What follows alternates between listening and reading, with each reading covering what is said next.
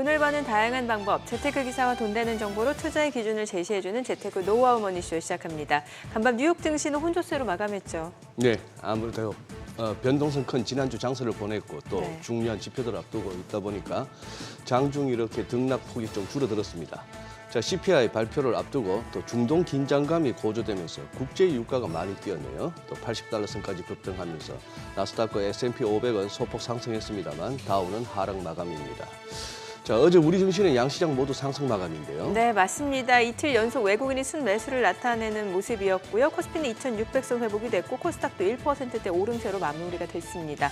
여전히 시장 변수가 많기 때문에 변동성이 커지고 있는 혼란스러운 시장입니다. 어떻게 대응할지 증시타임에서 확인해 보겠습니다.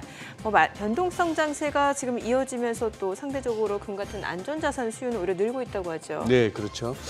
금 현물이나 또 박형형 ETF를 특히 주목하고 있다고 하는데요. 안정적으로 변동성을 방어하고 수익성까지 높일 수 있는 대응 전략, ETF 중심으로 해서 하우머니에서 알아보도록 하겠습니다. 네, 지금 보고 계신 머니쇼 유튜브에서도 라이브로 시청 가능하니까요. 많은 시청 부탁드립니다. 그럼 먼저 빠르게 돌아가는 글로벌 증시 상황부터 정리해 볼까요? 도지은 아나운서 소식 전해주시죠. 굿모닝 마켓입니다. 돌다리도 두들겨보고 건넌다는 속담이 있죠. 주요 물가지표 발표 앞두고 투자자들은 눈치 보기에 나섰습니다. 그나마 그간 눌렸던 반도체 종목들이 올라줬는데 지난주 초 분위기를 의식하는 듯 시장은 매우 조심스러운 움직임 보이고 있습니다. 간밤 3대 지수는 혼조세로 마감이 됐습니다. 다우지수만 0.36% 하락했고 S&P 500은 보합권에서 나스닥은 0.21% 소폭 상승했습니다. 참고로 중소형주 위주 러셀 2000 지수는 0.9%가량 빠졌습니다. 시총 상위주들 흐름 보시면 시총 순으로 살펴보도록 하겠습니다. 애플은 0.71%, 마이크로소프트도 0.19% 올라줬습니다. 특히 엔비디아가 4%대 올라주면서 반도체주 전반적으로 분위기가 좋았는데요. 뱅크 오브 아메리카가 그동안 낙폭이 과도했다면서 반등할 주식 1순위로 엔비디아를 선정한 것도 영향을 미쳤습니다. 엔비디아 실적 발표일인 8월 28일을 기점으로 반등객이 잡을 수 있을 것이라고 덧붙였는데요. 그간 AI 관련주에서 차익 실현이 나온 반면 중소형주들이 가는 순환매가 진행되면서 엔비디아 주가와 반도체 지수가 부진했습니다. 엔비디아를 포함한 AMD, 슈퍼마이크로 컴퓨터 등 간밤에는 AI 반도체 관련주들 대부분 상승해줬습니다. 반면 이어서 구글은 0.87%, 아마존도 0.08% 약세 보였습니다. 이어서 6위부터 10위도 살펴보시면 실적 이슈로 잘 가던 메타도 0.35% 하락하면서 쉬어졌고요. 헬스케어 섹터도 전반적으로 하락한 가운데 일라이릴리도 0.82% 하락했습니다. 참고로 테슬라도 1%대 하락하는 등 전기차 관련주들도 흐름이 좋진 않았습니다. 테슬라의 경우 특히 저가형 사이버 트럭에 대한 주문이 중단되고 고가 모델의 재고가 증가하면서 수요에 대한 우려가 커진 상황입니다. 전체적으로 정리해보면 엔비디아와 AI 반도체 관련주들 말고는 대체로 부진한 하루였습니다. 시장은 대체로 상승 출발을 했지만 주 후반에 발표될 물가지표 대기하면서 보합권에서 등락을 거듭했는데요. 뉴욕 연방준비은행이 내놓은 3년 기대 인플레이션이 집계 이후 최저치로 뚝 떨어졌지만 시장의 영향은 제한적이었습니다. 뉴욕 연은의 7월 소비자 기대조사 결과 따르면 3년 기대 인플레이션 중간값이 6월에 2.9%에서 7월엔 2.3%로 뚝 떨어졌습니다. 물가 둔화에 대한 기대가 그만큼 커졌다는 뜻이겠죠. 반면 단기와 장기 인플레이션 전망치는 각각 6월치와 동일하게 유지가 됐습니다. 한편 이란과 이스라엘 분쟁에 대한 우려가 높아진 점이 시장의 주목을 받았습니다. 백악관은 이란 또는 대리인이 며칠 내 이스라엘을 공격할 가능성이 커졌다고 밝혀졌는데요. 이와 관련해서 미국은 이번 주 중에 이란이나 이란 동맹국으로부터 발생할 수 있는 대규모 공격에 대비를 하고 있다고 발표했습니다. 중동 긴장감이 높아지자 유가와 국채 가격은 오르고 주식시장은 매물 소화 과정이 진행되면서 상승폭이 제한됐습니다.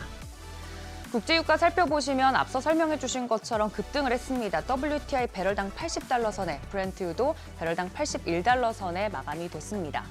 7월 하락분을 빠르게 회복하고 있는 모습 보이고 있고요. 이어서 국채 수익률은 하락했습니다. 살펴보시면 벤치마크 역할을 하고 있는 10년물 3.9%대, 2년물은 4.0%대에 하락하면서 기록을 했습니다. 반면 안전자산인 금 가격은 상승을 했는데요. 뉴욕 상품거래소에서 금 선물은 온스당 1%대 오르면서 2,513달러 선에서 기록하고 있습니다. 시장의 변동성은 커졌지만 추후 대형 기술주들이 다시 시장을 주도할 것이란 전망도 나오고 있습니다. 간밤에 오른 엔비디아를 예로 들면 엔비디아 시가총액과 지수 내에서 차지하고 있는 비중은 더 커져가고 있는데 과거와는 달리 이 큰 종목이 변동성까지 큰 경향 보이고 있습니다. 만약 지수 구성 종목을 비율대로 매수하는 투자사가 방향성을 잘못 맞춰서 큰 손실이 난다면 가진 주식을 팔아서라도 손실분을 메꾸려고 하기 때문에 자연스럽게 다른 종목에 대한 변동성도 커지겠죠. 시장 분위기를 크게 좌우하는 빅테크 기업들의 방향성이 아직 뚜렷하지 않습니다. 미리 행동하기보다는 이럴 때일수록 한 템포 늦게 움직이는 게 오히려 위험을 줄일 수 있는 방법이 아닐까 생각이 듭니다. 지금까지 굿모닝 마켓이었습니다.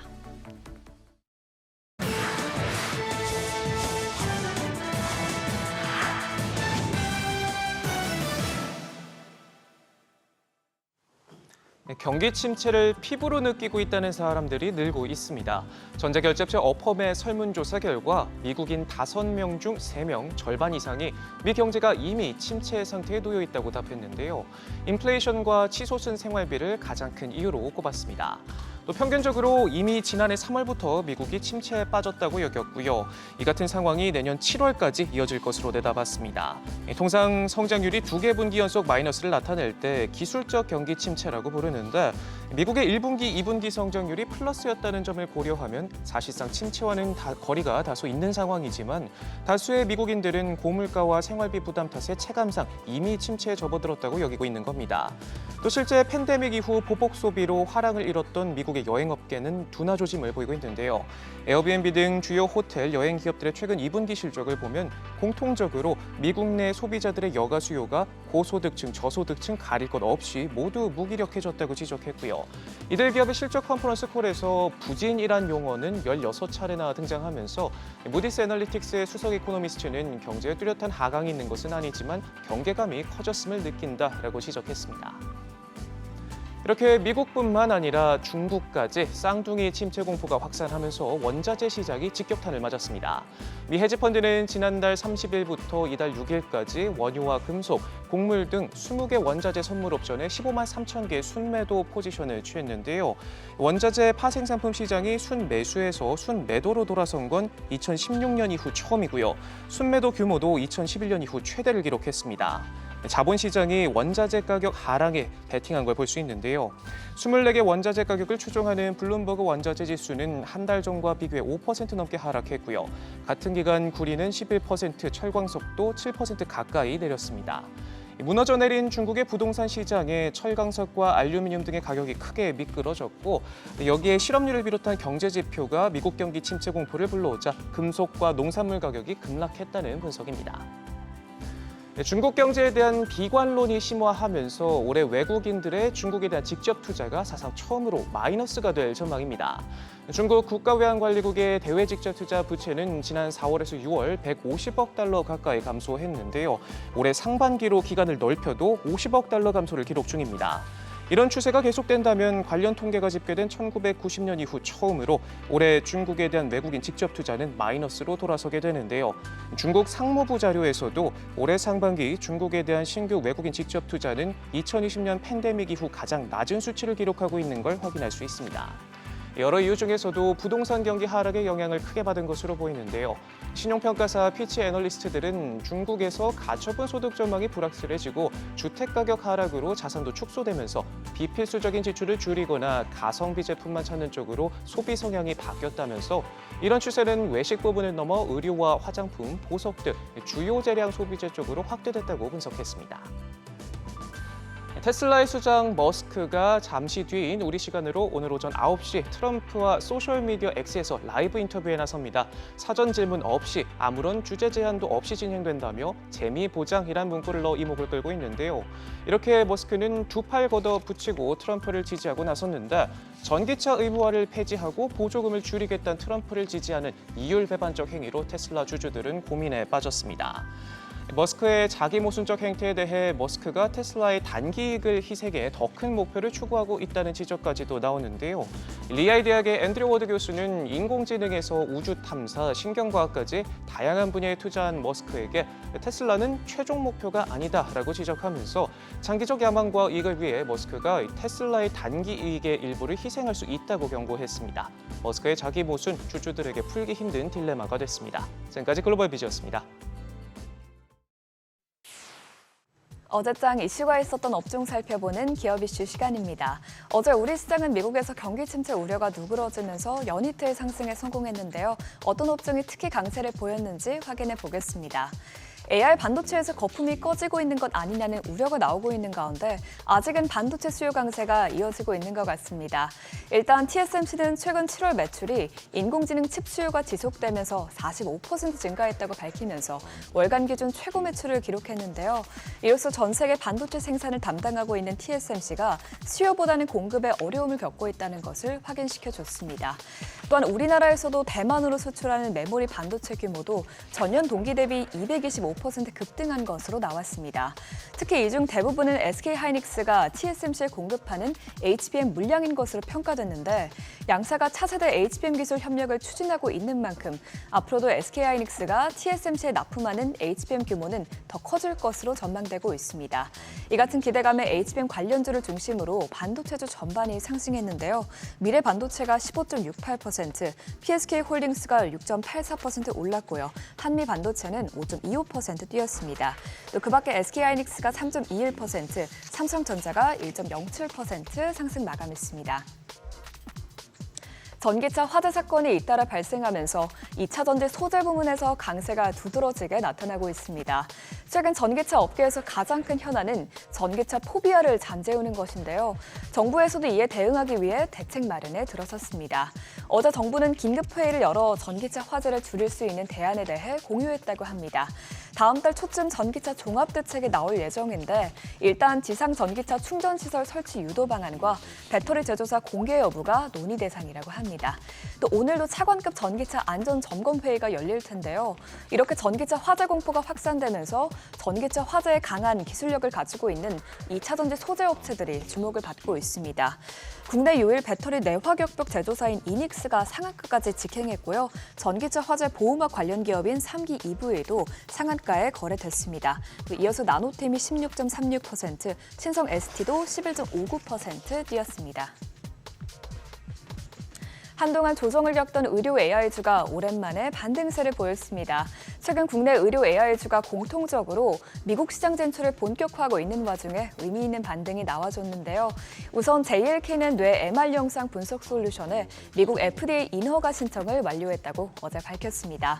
이로써 JLK는 올해에만 세 번째 뇌졸중 솔루션 인허가 신청을 마쳤는데 회사는 미국의 MRA 시장이 한국보다 약 7배 큰 만큼 뇌졸중 AI 진단의 초격차 기술을 앞세워 미국 시장 진출을 가속화할 것이라는 계획입니다. 이어서 뷰노도 미국 치매 시장 진입 속도를 높이고 있다고 합니다. 뷰노는 최근 미국의 치매약 부작용을 진단하는 AR 의료기기를 출시했는데요. 치매약 부작용 우려가 아직 남아있다 보니 뷰노의 기술력이 해외에서 부각되고 있습니다. 이 같은 소식들의 관련주들이 크게 올랐는데 엔젠바이오가 22.67% 뛰었고요. 누닛은 11.16% 상승했습니다. 또 그 밖에 소식이 나온 JLK가 6.33%, 뷰노는 4.04% 상승세를 기록했습니다. 최근 민주당 대선 후보인 카멀라 해리스 부통령의 지지율이 상승세를 타는 모습입니다. 실제로 미국 민주당과 공화당 모두 11월 대선 승부처로 보고 있는 중서부 러스트벨트의 판세가 바뀌고 있는데요. 미국 뉴욕타임즈가 공개한 위스콘신, 미시간, 펜실베이니아 등 3개 주 거주자 대상 여론조사 결과에 따르면 응답자의 50%가 해리스 부통령, 46%가 트럼프 전 대통령을 택했다고 답했습니다. 뿐만 아니라 경제 분야 신뢰도에서도 해리스 부통령이 트럼프 전 대통령을 처음으로 앞섰다는 소식이 전해졌습니다. 이로써 불과 한 달 사이에 트럼프에게 거의 기울었던 대선 승부를 다시 원점으로 돌려놨음을 보여주면서 마리화나나 친환경 테마주를 중심으로 해리스 부통령 관련주가 들썩였습니다. 마감 상황 보면 친환경 관련주로 묶이는 HD 현대에너지솔루션과 하나솔루션은 각각 8.86%, 6.19% 상승했고요. 또 마리화나 관련주인 오성첨단소재가 18.03%, 화일약품이 5.15%, 우리바이오가 4% 상승세를 나타냈습니다. 지금까지 어제장 이슈 살펴봤습니다.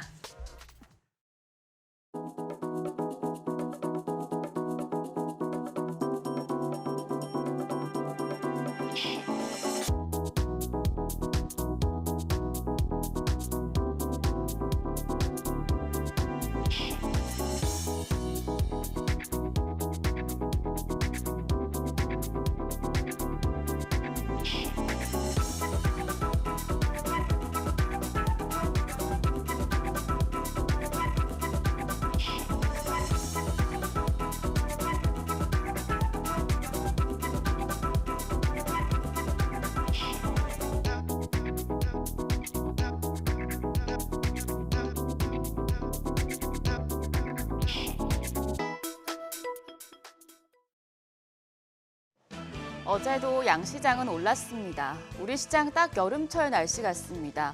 폭우에 태풍까지 몰아쳤다가 다시 무더위가 이어지는 요즘처럼 역대급 폭락을 겪은 시장은 훈훈한 분위기를 되찾으며 낙폭을 꾸준하고 성실하게 메꿔가고 있습니다. 그래서 어제는 6거래일 만에 코스피 2,600선을 탈환했죠. 사실 원래 같았으면 2,800, 2,900까지 보고 있었기 때문에 이 2,600이 크게 와닿지 않았을 텐데요. 너무 큰 충격을 겪은 터라 2,600이 꽤나 소중하고 중요한 지점으로 생각됩니다. 시장 이대로만 가주면 좋을 텐데 일단 어제장부터 복귀하시죠. 양시장 2거래일 연속 상승세를 이어갔습니다. 코스피가 1.15% 올라 2,618.30포인트, 코스닥은 1.08% 상승해서 772.72포인트였습니다.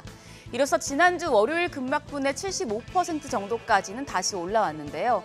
지난주 미증시 반등과 TSMC의 7월 매출액 증가, 우리나라 잠정 수출액 등이 주식시장 투자 심리에 우호적으로 작용했습니다. 수급 마감 상황입니다. 집 나갔던 메이저 수급 주체들이 방향을 살짝씩 바꾸고 있습니다. 순매수 금액이 그렇게 크지 않고 또 선물까지 합치면 아직 매도 우위를 보이고 있긴 하지만 일단 현물은 2거래일 연속 순매수 포지션을 취했습니다. 유가증권 시장에서 외국인 779억 원 매수 우위였고요. 기관도 1,474억 원 순매수했습니다. 개인 홀로 2,019억 원어치 팔자세를 기록했습니다. 반면 코스닥 수급 상황은 좀 아쉬웠습니다. 외국인과 기관 양매도가 나왔는데요. 외국인이 1,552억 원 매도 우위를 나타냈고 기관도 158억 원 순매도했습니다. 개인만 1,723억 원 순매수를 기록했습니다. 시가총액 상위 종목 마감가 확인하시죠. 유가증권 시장 삼성 바이오로직스를 제외한 9개 종목이 일제히 상승부를 켰습니다. 특히 반도체 투톱이 또 올랐습니다. 삼성전자가 1.07% 올라 75,500원, SK하이닉스 3.21% 강세로 17만 7천 원의 거래를 마쳤습니다. 두 종목 모두 외국인의 수급이 몰리며 2거래일 연속 상승했는데요.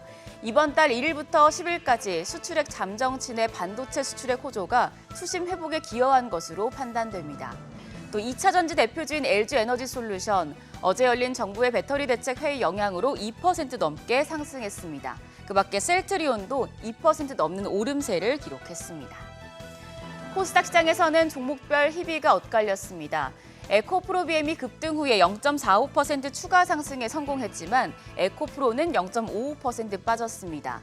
헬스케어 섹터에서는 알테오젠과 HLB가 오름세였고 리가켄바이오가 6.43% 반등하면서 시총은 두 계단 뛴 시총 7위에 안착했습니다. 셀트리온 제약도 3%대 상승세 시현했습니다.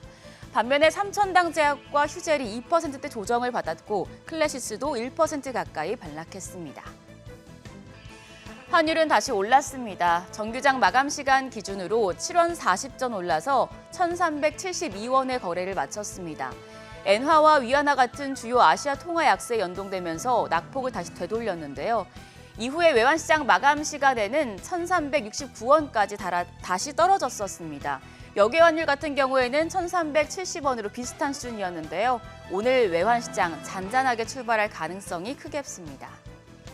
시장이 꾸준하게 말아올리면서 흔들렸던 반도체 투톱도 다시 자리를 찾아가고 있습니다. 특히 SK하이닉스는 대폭락장에서 이틀 연속 19% 넘게 빠지더니 어제까지 13.38% 다시 회복했습니다. 이번 폭락 당시에 SK하이닉스 버블이 터진 것인지 아니면 박앤셀 기회였는지 의견이 분분했는데요. 이 SK하이닉스를 두고 글로벌 투자은행 모건 스탠리와 국내 증권사는 상반된 전망을 내놨습니다. 모건 스탠리는 지난달 말에 이미 SK하이닉스를 추천 종목에서 제외했습니다. 반도체 사이클 회복이 예상보다 늦을 것으로 전망돼서 투자에 주의가 필요하다고 밝혔는데요. 반면 국내 증권사들은 SK하이닉스에 대해서 강한 매수 의견을 제시하고 있습니다.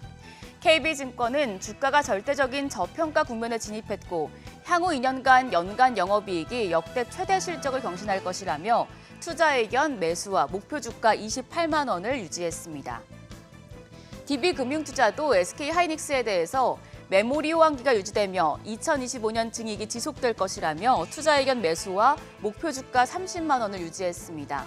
IT 수요가 예상보다 약하긴 하지만 서버 수요가 견조하고 또 HBM 전환에 따른 넷다이 페널티, 공급사들의 수익성 위주 전략 지속을 고려하면 내년까지는 D램 시장 역시 공급자 우위일 것이라고 예상을 했는데요. 모건 스탠리의 예상은 이번 폭락장에 다 반영이 되는 것인지 국내 증권가 예상대로 SK하이닉스가 30만 닉스까지 더 올라갈 수 있을지 앞으로의 흐름은 좀 예의주시해 보셔야겠습니다. 그럼 개장 전 오늘장에 영향을 줄 이슈들 체크하시죠. 오늘 밤에 미국의 7월 PPI가 발표됩니다. 앞서서 뉴욕 연방준비은행이 집계한 7월 3년 기대 인플레이션 중간값이 2.3%로 나타났죠. 해당 설문이 시작된 이후에 가장 낮은 수준까지 떨어졌다는 소식은 오늘 시장에 긍정적으로 작용할 수 있겠습니다. 현지 시간 13일에 구글 AI폰 픽셀 9 시리즈가 공개가 되는데요. 국내에 출시되진 않겠지만 AI폰과 관련해서 부품 관련주들에게는 또 다른 모멘텀이 될 수 있겠습니다. 그리고 더불어서 MSCI 8월 정기 리뷰가 발표가 됐죠. LS 일렉트릭은 편입이 됐고 SK 아이테크놀로지는 제외가 됐는데요. 오늘장에서 해당 종목들 다소 출렁임이 있을 수 있겠습니다. 2분기 실적 발표도 이어집니다. 오늘 한화생명과 JYP엔터, CJ제일제당, CJ시푸드, 덕산네오룩스 등이 실적을 공개합니다. 체크하시고요. 어제 시간의 거래에서는 2차 전지 및 화재 관련주가 강했습니다. 정부가 전기차 화재를 예방하기 위해서 긴급 회의를 개최했다는 소식, 더불어서 해리스 후보가 트럼프 후보를 앞지르고 있다는 소식까지 맞물리면서 아모그린텍과 한컴 라이프케어, 신진 SM 등이 상승세를 이어갔는데요. 오늘장까지 이런 흐름 이어질지 체크하시죠. 간밤 미증시는 중동 지역을 둘러싼 긴장감이 고조되며 혼조세로 마감을 했습니다. 중동의 지정학적인 리스크가 커진 만큼 우리 시장에서도 해운이나 유가 관련 업종들이 움직일 수 있겠는데요. 호재와 악재가 될 섹터 각각 선별하시면서 개장 준비하시길 바랍니다. 지금까지 어제장 오늘장이었습니다.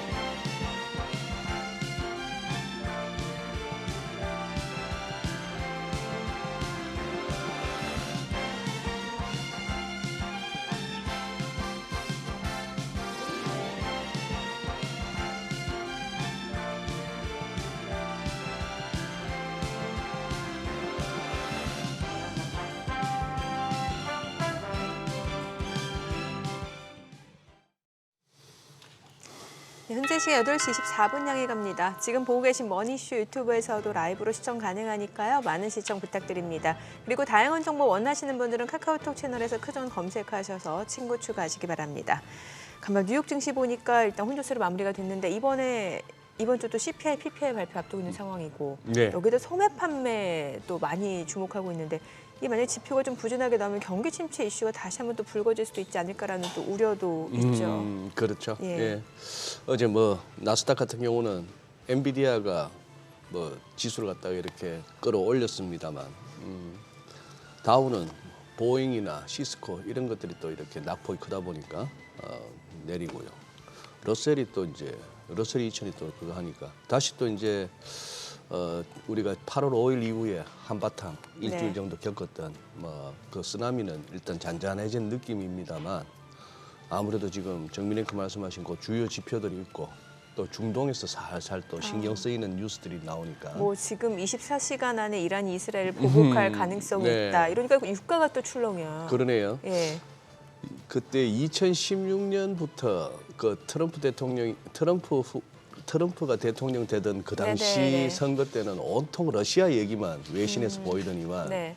러시아하고 무슨 러시아 게이트라 할 만한 그거였는데 지금은 또 만만하면 전부 이란이네요. 그렇죠. 무슨 또 트럼프 캠프 쪽에서 문서를 해킹당했다는데 그것도 이란 소행이라는 뭐 그런 식으로 해서 어지간하면 뭐 이란 이러고 있는데 이란이 왜 가만히 놔두고 그래 싶을지도 모르겠는데 어쨌거나 뭔가 액션은 나올 것 같습니다. 그냥 네. 넘어가기에는 이란도 체면이 있어가지고 예.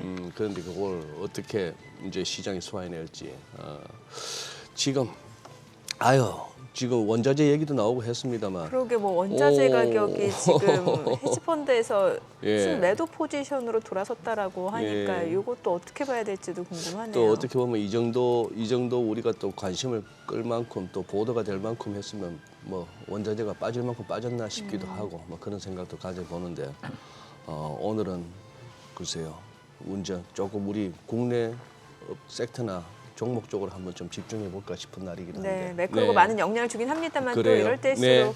실적이라든지 펀더멘털에 주목할 필요도 알겠죠? 있겠죠. 예. 오늘 크로스 리서치 이재모 대표 함께합니다. 어서 오세요. 네, 어서 오십시오. 안녕하세요. 네.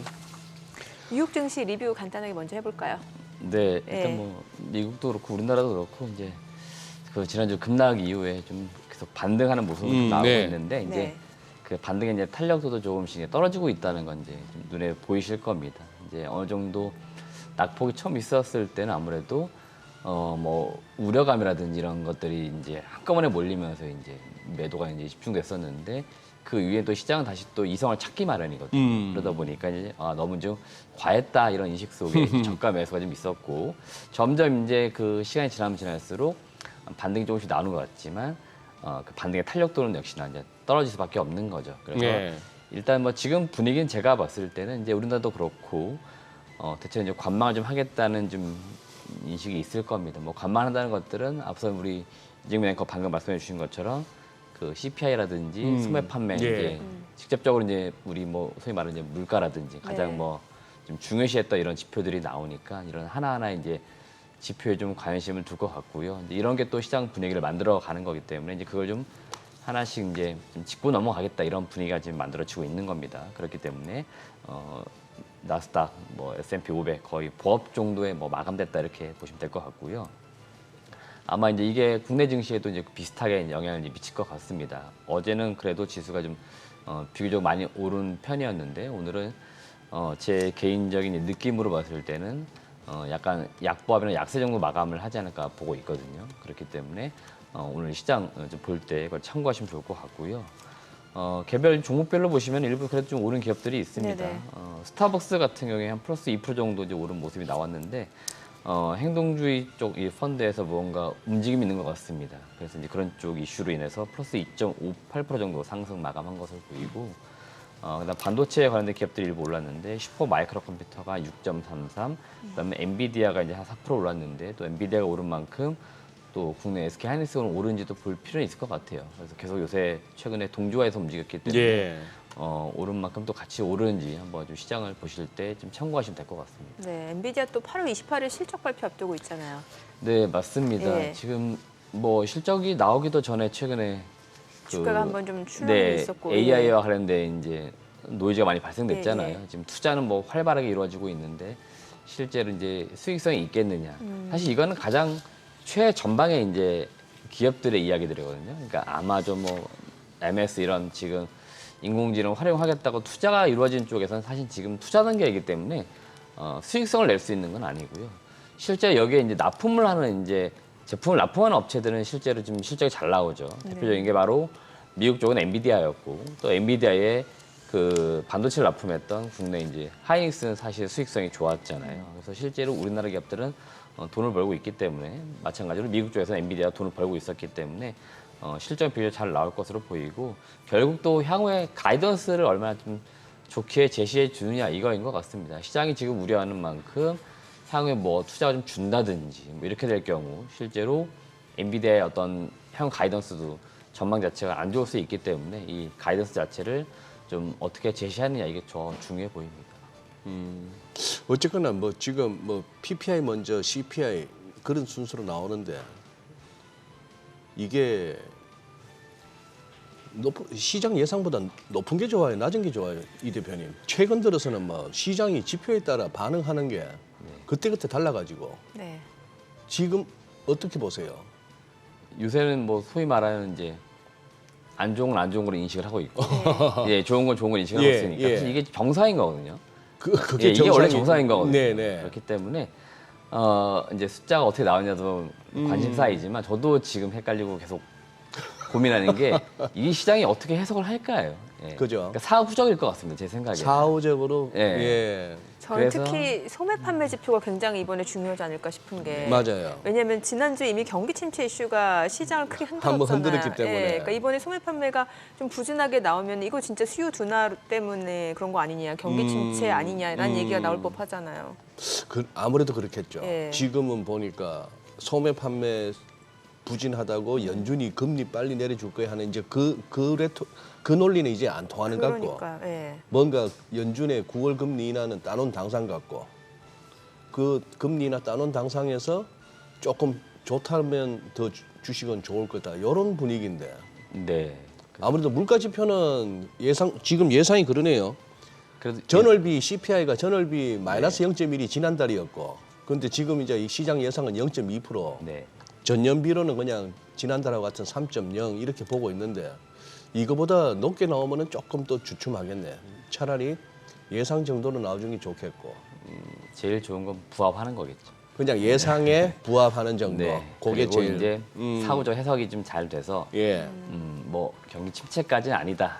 예. 이렇게 시장이 받아들이면서 증시도 좀 안정이 되고 이런 게 제일 제가 볼 때는 지금 시점은 베스트인 것 같습니다. 저는 뭐, 약간 또 좀 우려가 되는 네. 게 지금 지난주 이후에 여러 얘기 나오는 게 2007년 8월하고 비슷하다는 얘기 많이 나오잖아요. 아시죠? 그때도 왜 엔캐리 트레이드 청산이 있었고 맞아요. 예. 그리고 금리도 지금이랑 비슷해 5.25%. 비슷한 데다가 2007년 그 무렵에도 연준은 금리 내리고 그 당시 9월에도 일본은행은 또 50 금리 또 올리고 하는. 그리고 나서 다음에 경기 침체가 왔단 말이죠. 맞아요. 네. 그러니까 그래서 이제 지금 많이 비교를 하는 게 지금까지 상황이 흘러간 게 다 똑같아요. 그런데 그러면 이제 9월 달에 50bp 얘기 나오고 있는 상황이고 거기까지 맞아 떨어지면 진짜 뭐 물론 그때랑 꼭 똑같으리란 보장은 없습니다만 이러니까 이 경기 침체 이슈가 계속해서 시장 오늘은 이제 변동성을- 이거 역할 바뀌었네. 왜요? 왜 겁을 주세요? 지금 이제 실컷 지금 반등 열심히 하고 있는데 정민앵커 고약하시네. 아니 겁을 주는 뭐 게 또 아니라 2007년 얘기를 하고 계십니까? 아니, 그런 얘기도 있다. 있다. 예, 아. 꼭 맞아 떨어진다는 보장은 없고 저희가 미래를 예측할 수 없으니까 이제 과거를 통해서 한번 보는 거죠. 그래요. 예, 그 정도 수준입니다. 그냥 우리 시장으로 넘어가도 될 것 같아요. 바로, 지금 뭐 예. 뉴욕은 그거 하고 지금 우리 어제 그나마 저기 반도체 쪽하고 자동차 이런 쪽들이 좀 이제 지수 상승에 그걸 했습니다만 그 외에 지금 바이오가 무슨 주도주 역할을 하는 거는 조금 어떻게 보세요?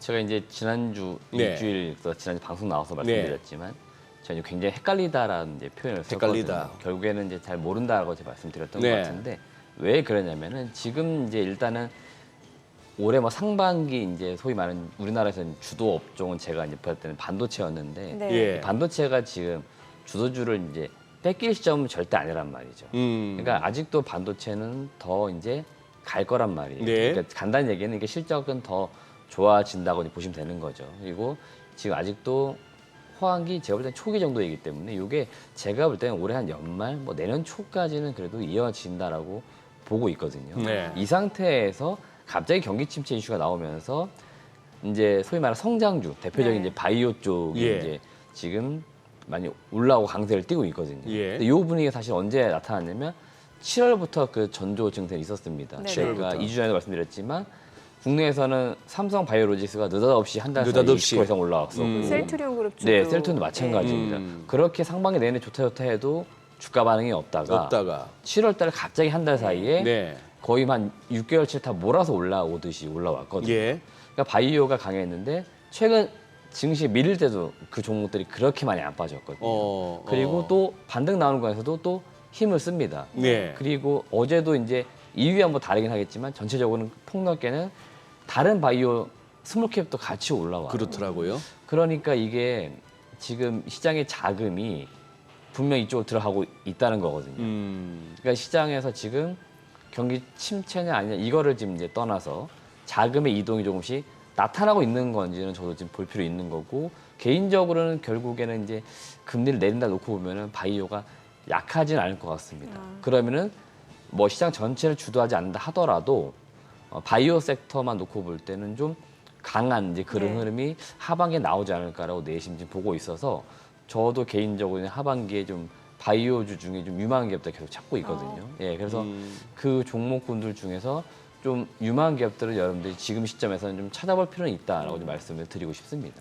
그 말씀해주신 7월 달부터 좀 움직였던 이유 중에 하나가 왜 그 트럼프 전 대통령이 집권을 하던 해리스 부통령이 집권을 하던 어느 당과 상관없이 제약 바이오는 수혜가 예상되는 섹터다라는 얘기가 있었고 공통적으로 여기다 금리 인하 또 수혜가 예상되는 대표적인 섹터가 또 제약 바이오잖아요.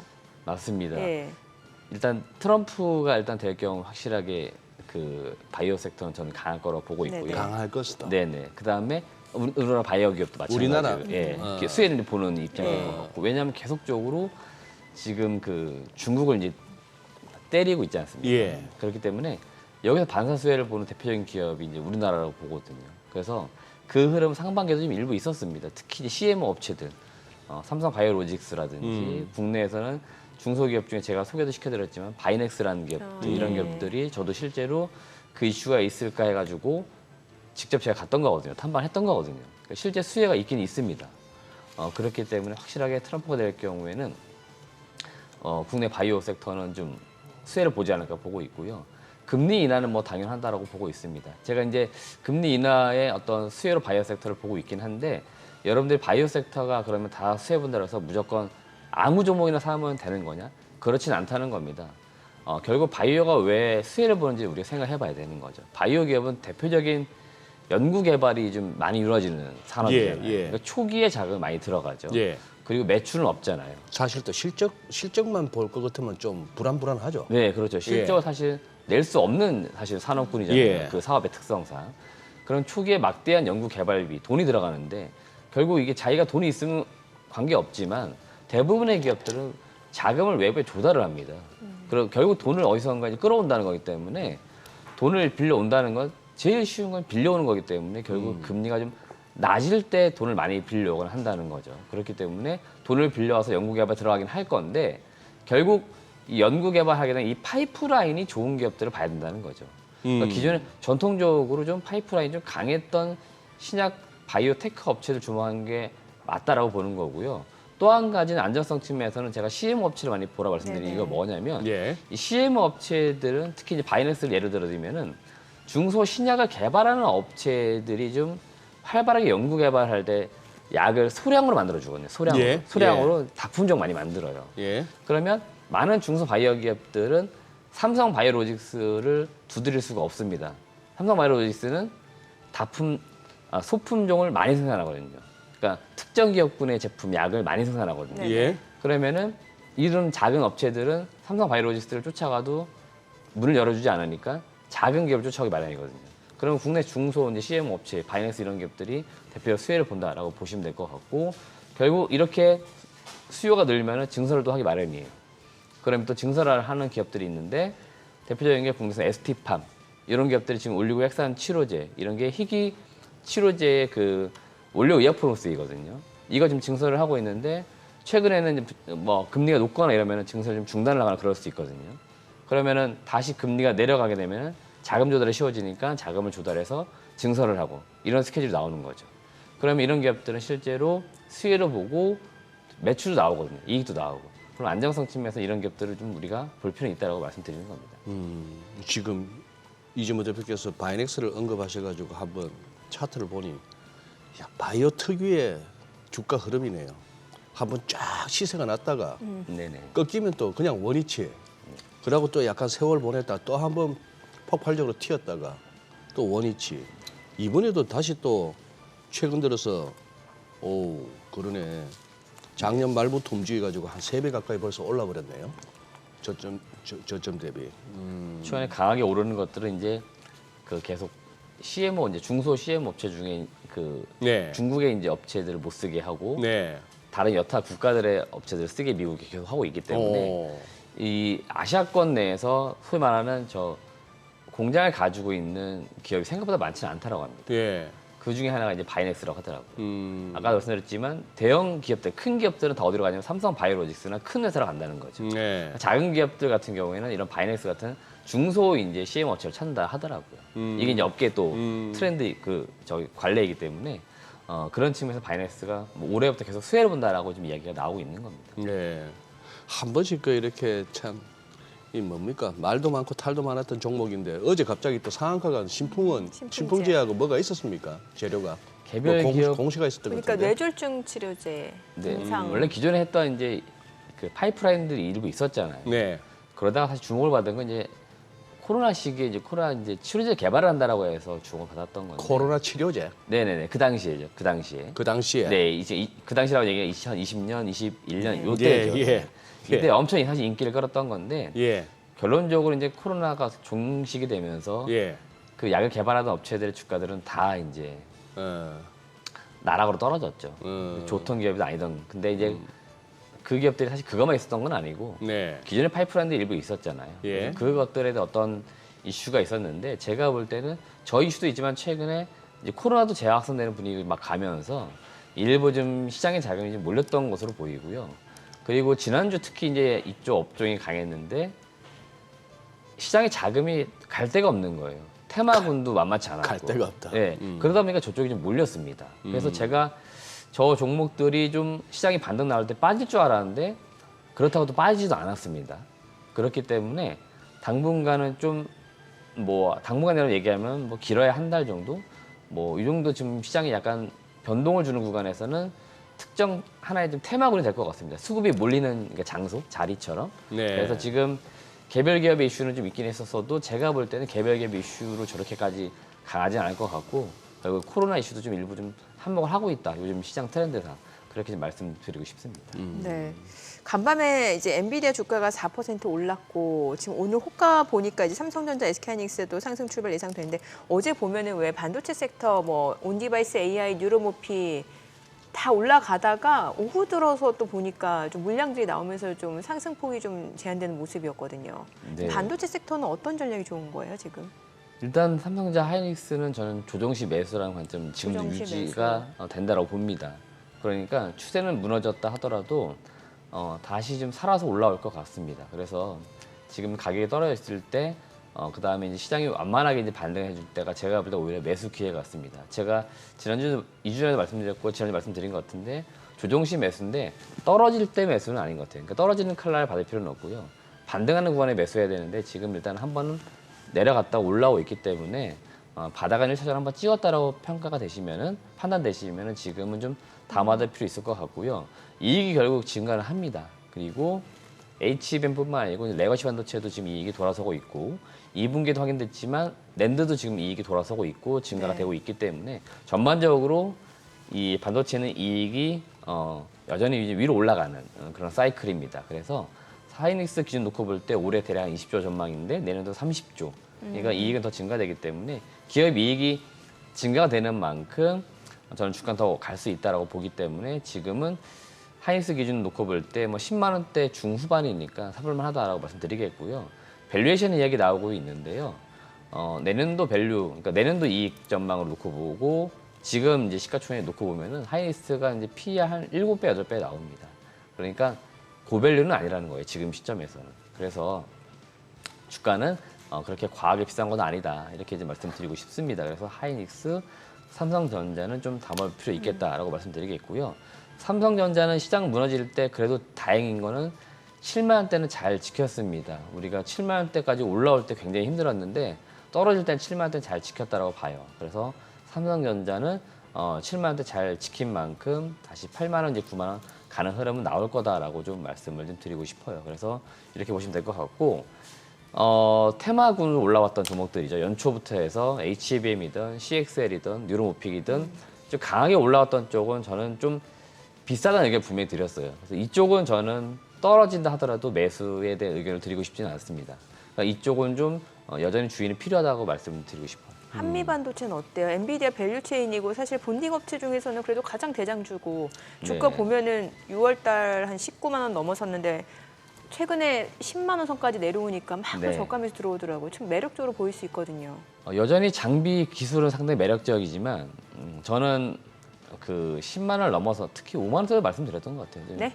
5만 원대도 말씀을 드렸던 것 같아요. 이게 작년이에요. 그렇죠. 지금이야 가격이 10만 원대 한참 올라서 그렇지만 작년에는 5만 원대도 있었습니다. 근데 19만 원까지 간 걸 본 투자자 입장에서 지금 10만 원, 11만 원까지 내려온 거면 되게 싸 보일 수 있거든요. 가격적으로는 싸 보이지만 저는 여전히 개인적 판단으로는 싸다는 말씀 못 드릴 것 그래요? 같아요. 그러니까 저는 이제 항상 더 옆에서 간다라고 해도 싸지 않으면 매수는 잘 안 하는 편입니다. 그러니까 성장성을 보고 사실 투자해 줘야 되는데 그 성장성에 대한 밸류는 충분히 받고 있었고요. 한미 반도체 밸류에이션을 저는 지금까지 제가 여러 증권사 보고서를 봤지만 그런 밸류에이션을 본 적은 없어요. 뭐냐면 장비군 중에 독점적 위치를 차지했던 기업들이 특히 반도체 쪽에 제가 봤을 때 높게 평가받던 기업들이 PER 40배까지 받습니다. 네네. 나 혼자만 장비 납품했을 때 40배 받았는데 한미 반도체는 유독 70배, 80배를 받았었습니다. 그러고도 증권사에서 77%인가 PER 17배인데 거의 10% 할인한 밸류에이션. 그럼 저는 밸류에이션의 목표 주가를 본 적은 한 번도 없었거든요. 예, 그래서 그렇게 밸류에이션 할 때는 뭐냐면은 정상적인 밸류는 이 목표 주가가 안 나오는 거예요. 더 올려야 되는데. 그렇기 때문에 좀 목표 주가가 과하게 설정되는 과정이 있지 않았나? 물론 기술이 좋았고 이익이 좋아진 건 맞지만 그 숫자 나오는 것만큼에 비해서 지금의 어떤 몸값, 시가총액이 적정한 걸 따져봤을 때 저는 좀 비싸다는 생각이 있었기 때문에 제가 한미반도체는 더 시장에서 간다라고 하고 더 갈 거라고 보이지만 저는 사지 않겠다고 말씀드렸던 이유는 거기에 있습니다. 네. 참 궁금해요. 그때 들으려고 들은 게 아니고 옆 테이블에 무슨 여고 동창 모임 같은데 나 6만 원에 샀는데 그때 한 13만 원 할 무렵인가? 나 6만 원에 샀는데 이러면서 한미 반도체 얘기들을 하고 계시더라고. 들으려고 들은 건 아니고 들리길래. 작년에 사실 그 여성 투자자분들 맞아요. 강남 사이에서 사모님들 굉장히 인기 있는 인기 있는, 종목이었어요. 맞습니다. 예. 근데 이 6만 원에 사셨던 분은 대박 나신 것 같은데 그때 맞습니다. 13만 원 얘기 듣고 같이 들어가셨던 친구분은 잘 털고 나오셨는지 아니면 지금도 보유하고 계신지 이제 궁금해지는 그런 더 비중을 늘리실 더 수도 늘릴 수도 있고. 있겠네 지금. 네. 그러니까 밸류에이션을 따라서 내가 산 다음에 일단은 한참 올랐잖아요. 네. 예를 들면. 네.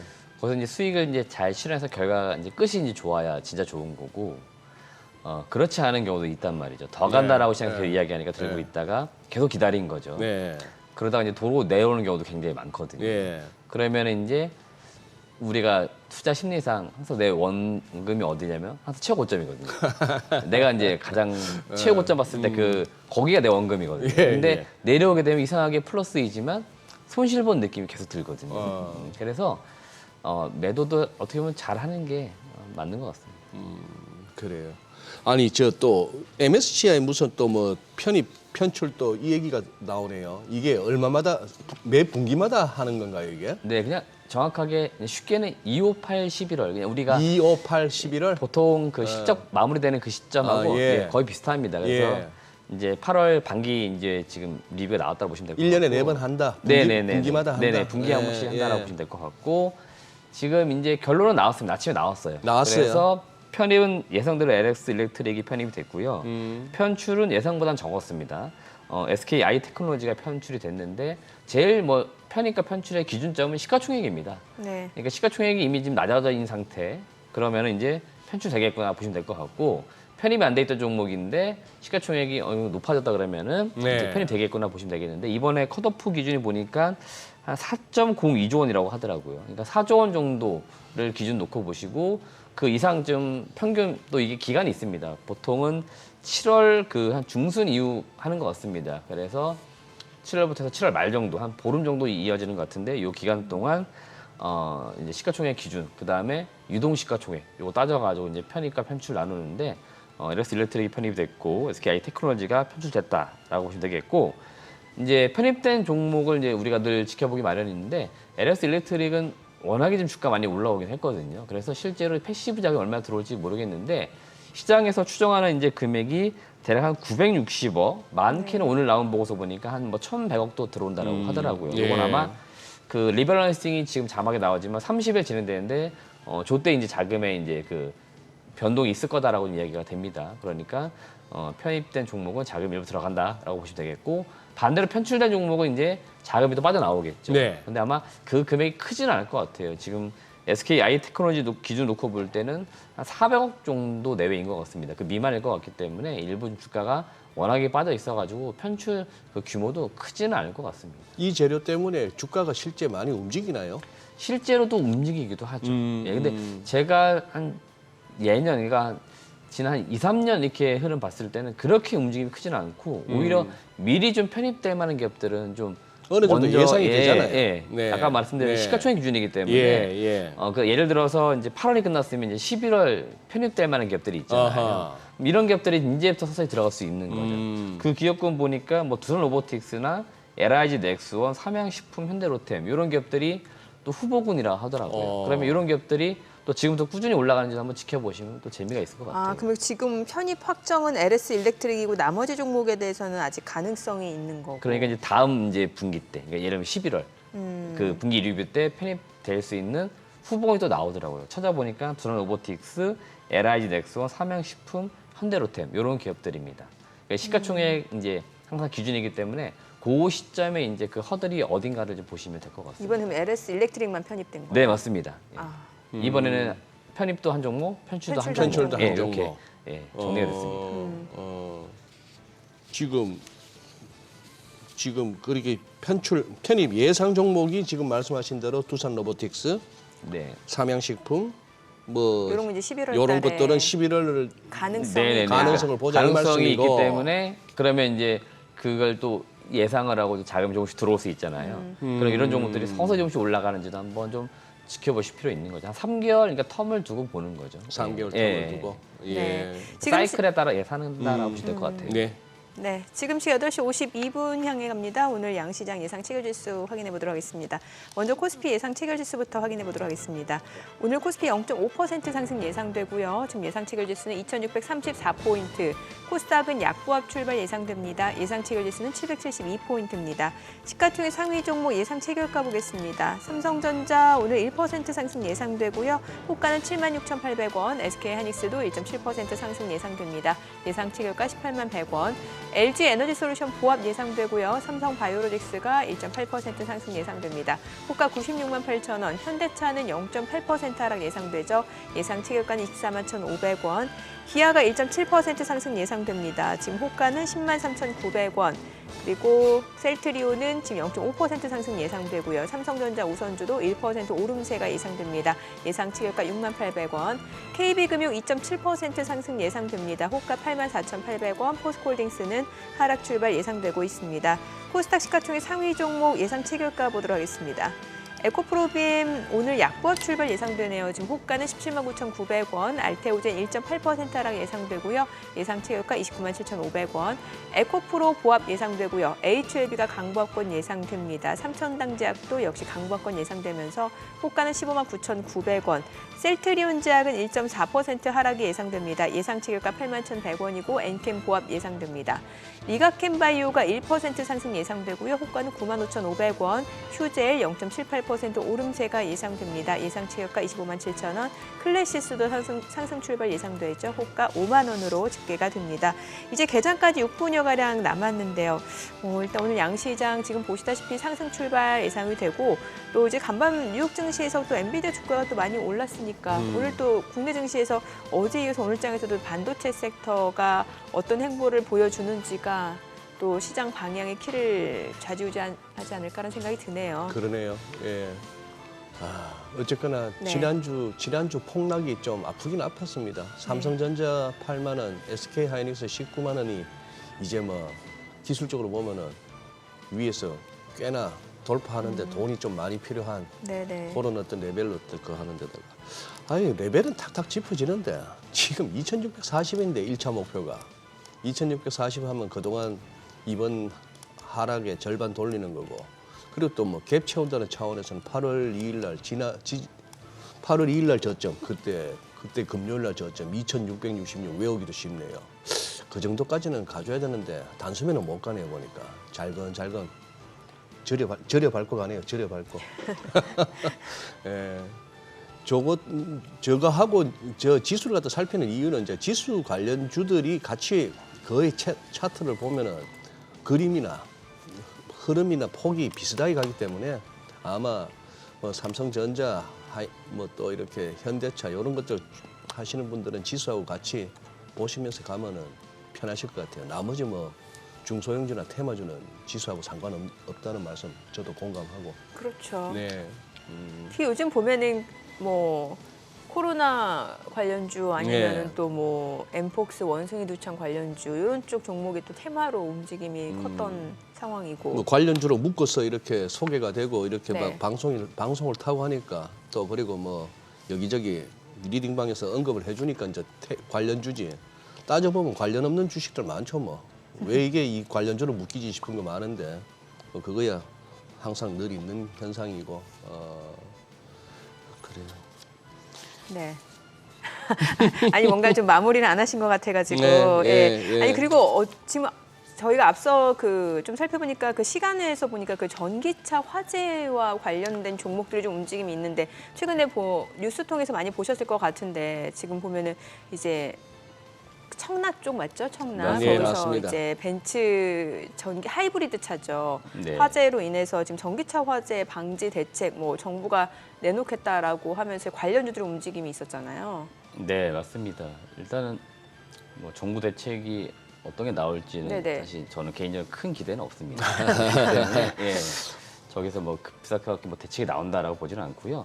저 화재 이슈가 사실 뭐 하루 이틀 이야기는 아닌 거고 예. 아주 오래 전부터 사실은 누적돼 왔고 네. 특히 이제 우리나라 이제 그 NCM 배터리, 그러니까 에너지 이제 밀도가 높은 배터리일수록 화재 위험 분명히 있는 겁니다. 그렇기 때문에 이걸 또 혹시나 이제 뭐 막아주거나 또 이제 화재가 좀 확산이 안 되기 위해서 소재 여러 이제 개발하는 기업들이 굉장히 많습니다. 스타트업도 굉장히 많아요. 예. 저도 이제 탐방 다니면은 막 작은 막 그 기업들을 막 투자해 놓은 것도 막 있어요. 기업들이 보면은 왜 투자냐 물어보면은 뭐 기술적으로 뭘 갖고 있기 때문에 우리가 나중에 적용시킬 수 있기 때문에 또는 시장이 커지면 우리가 이걸 또 뭐 사업화할 수 있기 때문에 일부 투자를 한다. 그런 식으로 작은 기업들도 굉장히 많습니다. 네. 그래서 일부 지금 올라온 기업들 보면은 대체로 다 좀 테마성 올라왔다라고 네네. 보시면 될 것 같아요. 그러니까 제가 볼 때는 일단 오늘 이벤트가 있으니까 아마 저걸 이제 기대를 두고 좀 올라오지 않았나라고 보면 아마 저 이벤트 이제 정부 대책이 발표가 되고 나면은 관련 기업들은 또 빠질 가능성이 있으니까 네네. 참고하시면 좋을 것 같고 또 공이 지금 자막에 나가지만 민테크, 한별레이저 뭐 3기 EV는 아니지만 이닉스까지 보시면은 올해 상장한 기업들이 좀 많이 올라왔습니다. 그러네요. 24년도 상장한 기업들. 네. 그러니까 주가 어느 정도 상장한 이후에 내려왔겠죠. 그 상태에서 바닥을 형성하다가 좀 약간 튀어 오른 듯한 그런 네. 느낌이 살짝 있기 때문에 변동성이 좀 컸다라고 보시면 될 것 같아요. 아, 저 그래서- 이러면 안 되는데 저는 요즘 주차할 때 그 블루색 번호판 차량이 있는지 좀 확인을 하게 되고 좀 피하게 되고 좀 이런 게 있고 사실 그럼 전기차 수요 자체가 좀 둔화될 수도 있지 않을까라는 생각도 들어서 테슬라는 괜찮을까까지도 생각이 들거든요. 네. 예. 저는 이제 그런 우려는 그래도 좀 낮춰야 된다고 말씀드리고 싶어요. 아니 소비자 입장에서 네네. 그 안에 배터리가 중국산인지 어딘지 어떻게 알아요? 맞습니다. 그래서 예. 이번에 수혜를 본 기업을 제가 찾아봤더니 수혜요? 현대 그러니까 기아예요. 반사? 현대차 기아입니다. 아, 현대차 기아가 아주 발빠르게 제조 차량별로 해서 배터리를 다 배터리, 공개했습니다. 어, 그리고 네네. 어젯밤에 BMW 공개를 했습니다. 예. 여기 딱 까봤더니 거의 국내 배터리 3사가 들어가 있거나 중국 거 쓰는 경우 CATL 배터리가 들어가 있는데 CATL 배터리 만만치 않은 배터리입니다. 좋은 배터리라는 얘기예요. 그게 그러니까 왜 화제가 현대차 기아가 쓴 주로 이제 탑재시킨 배터리는 보니까 다 좋은 배터리였습니다. 그러니까 결국 제가 말씀드리고 싶은 건 뭐냐면은 배터리도 같은 NCM, NCA 배터리를 하더라도 네. 기술 차이가 이번에 좀 드러났다고 봐요. 물론 현대차, 기아차가 불이 안 나는 게 아닙니다. 전기차가. 불이 나긴 나는데 기술적인 차이는 분명히 있다는 겁니다. 불이 나긴 난다고요. 예. 근데 우리가 뭐 그렇게 우려할 정도까지 불이 확률적으로 많이 아니, 나는 불은 한 거냐면 번이라도 나면은 안 되죠. 그렇지는 예. 않습니다. 그래서 그 배터리는 이제 계속적으로 좀 보완은 분명히 필요합니다. 그러려고 다시 기업들이 기술 개발하는 거기 때문에 그런 거고 친환경차가 계속적으로 이렇게 판매되는 그 트렌드는 전 대세적 흐름이라 보기 때문에 네. 지금 이 화재 이슈, 그다음에 뭐 비용 때문에 뭐 캐즘의 이슈는 전기차 둔화 이슈이긴 해도 좀 극복은 될 거다 이렇게 좀 보는 편입니다. 알겠습니다. 자, 오늘 국내 증시를 확인해 보겠습니다. 개장합니다.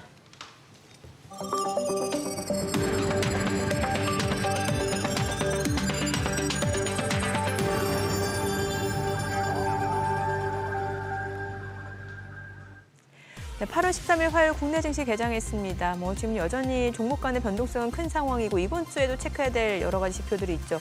미국 쪽에서 이제 생산자 물가지수 PPI 그리고 소비자 물가지수 CPI 여기에다가 소매 판매 지표 발표도 예정이 되어 있고 또 주 후반 들어서는 뭐 월마트라든지 홈디포 소매 업체들 실적도 예정이 되어 있기 때문에 이런 부분에서 지금 미국의 경기 상황을 가늠할 수 있는 중요한 지표 발표가 아닐까 싶습니다. 이러한 지표들 앞두고 있는 상황에서 투자자들 좀 경계 심리도 조금은 커지고 있는 상황인 것 같은데요. 오늘 양시장 출발 지수 좀 체크해 보겠습니다. 먼저 코스피입니다. 지금 강보합 출발 보여줍니다. 2627포인트, 코스닥 약보합권으로 771포인트입니다. 양시장 혼조 출발 보여주고 있고요. 시가총액 상위 종목 시초가 보겠습니다. 삼성전자 1.4% 올라가면서 사흘 연속 상승세 이어집니다. 76,500원. SK하이닉스도 지금 1.8% 상승으로 18만 100원이고요. 역시 사흘 연속 강세 흐름 이어집니다.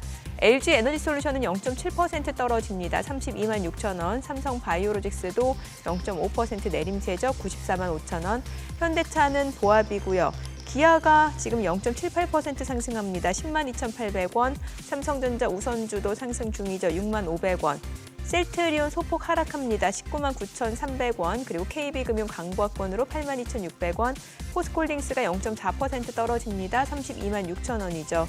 코스닥 시가총액 상위 종목 시초가도 보도록 하겠습니다. 코스닥은 지금 보게 되면 에코프로비엠이 오늘 0.6% 떨어집니다. 17만 8,900원. 그리고 알테오젠도 1% 약세고요. 에코프로는 보합이네요. 9만 원. HLB 0.9% 하락으로 8만 1,800원. 삼천당자 0.4% 떨어집니다. 15만 9천 원이고요. 셀트리온제약 4% 하락하네요. 지금 7만 9,100원. 엔캠이 1.5% 약세 17만 400원, 리가캠바이오도 내림세네요. 9만 3,600원. 휴젤은 올라갑니다. 1.7% 상승 25만 9,500원. 클래시스 소폭 하락으로 4만 9,350원에 거래되고 있습니다. 오늘 시장에서 특징을 보여주고 있는 섹터 종목들 체크해 보도록 하겠습니다. 오늘 전선주들 다시 좀 움직이는데 지금 KBI 메탈이 11% 급등합니다. 2,990원 선을 중심으로 흐름 이어지고 있고요. 대룡전기, 대원전선도 1% 안팎으로 올라가고요. 대한전선, 가운전선도 1% 이상 상승하면서 13,620원, 44,200원에 거래되고 있습니다.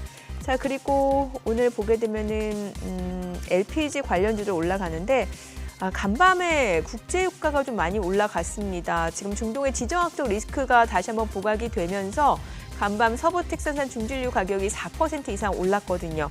오늘 보게 되면 흥구석유가 지금 10% 급등합니다. 21,400원 선에서 흐름 이어지고 있고요. 중앙에너비스도 5% 상승 24,950원. SK가스 그리고 국동유화도 1% 이상 올라가고요. S오일도 지금 2% 가까이 올라갑니다. 지금 66,600원, 대성산업도 3.78% 강세고요. GS도 1.69% 상승하면서 45,200원, 그리고 SK이노베이션도 상승 흐름 보여줍니다. 한국석유도 지금 6.9% 강세로 23,000원권에서 거래되고 있고요. 오늘 LPG, 석유가스 관련주들, 정유주도 일제히 강세 흐름 이어지고 있고요.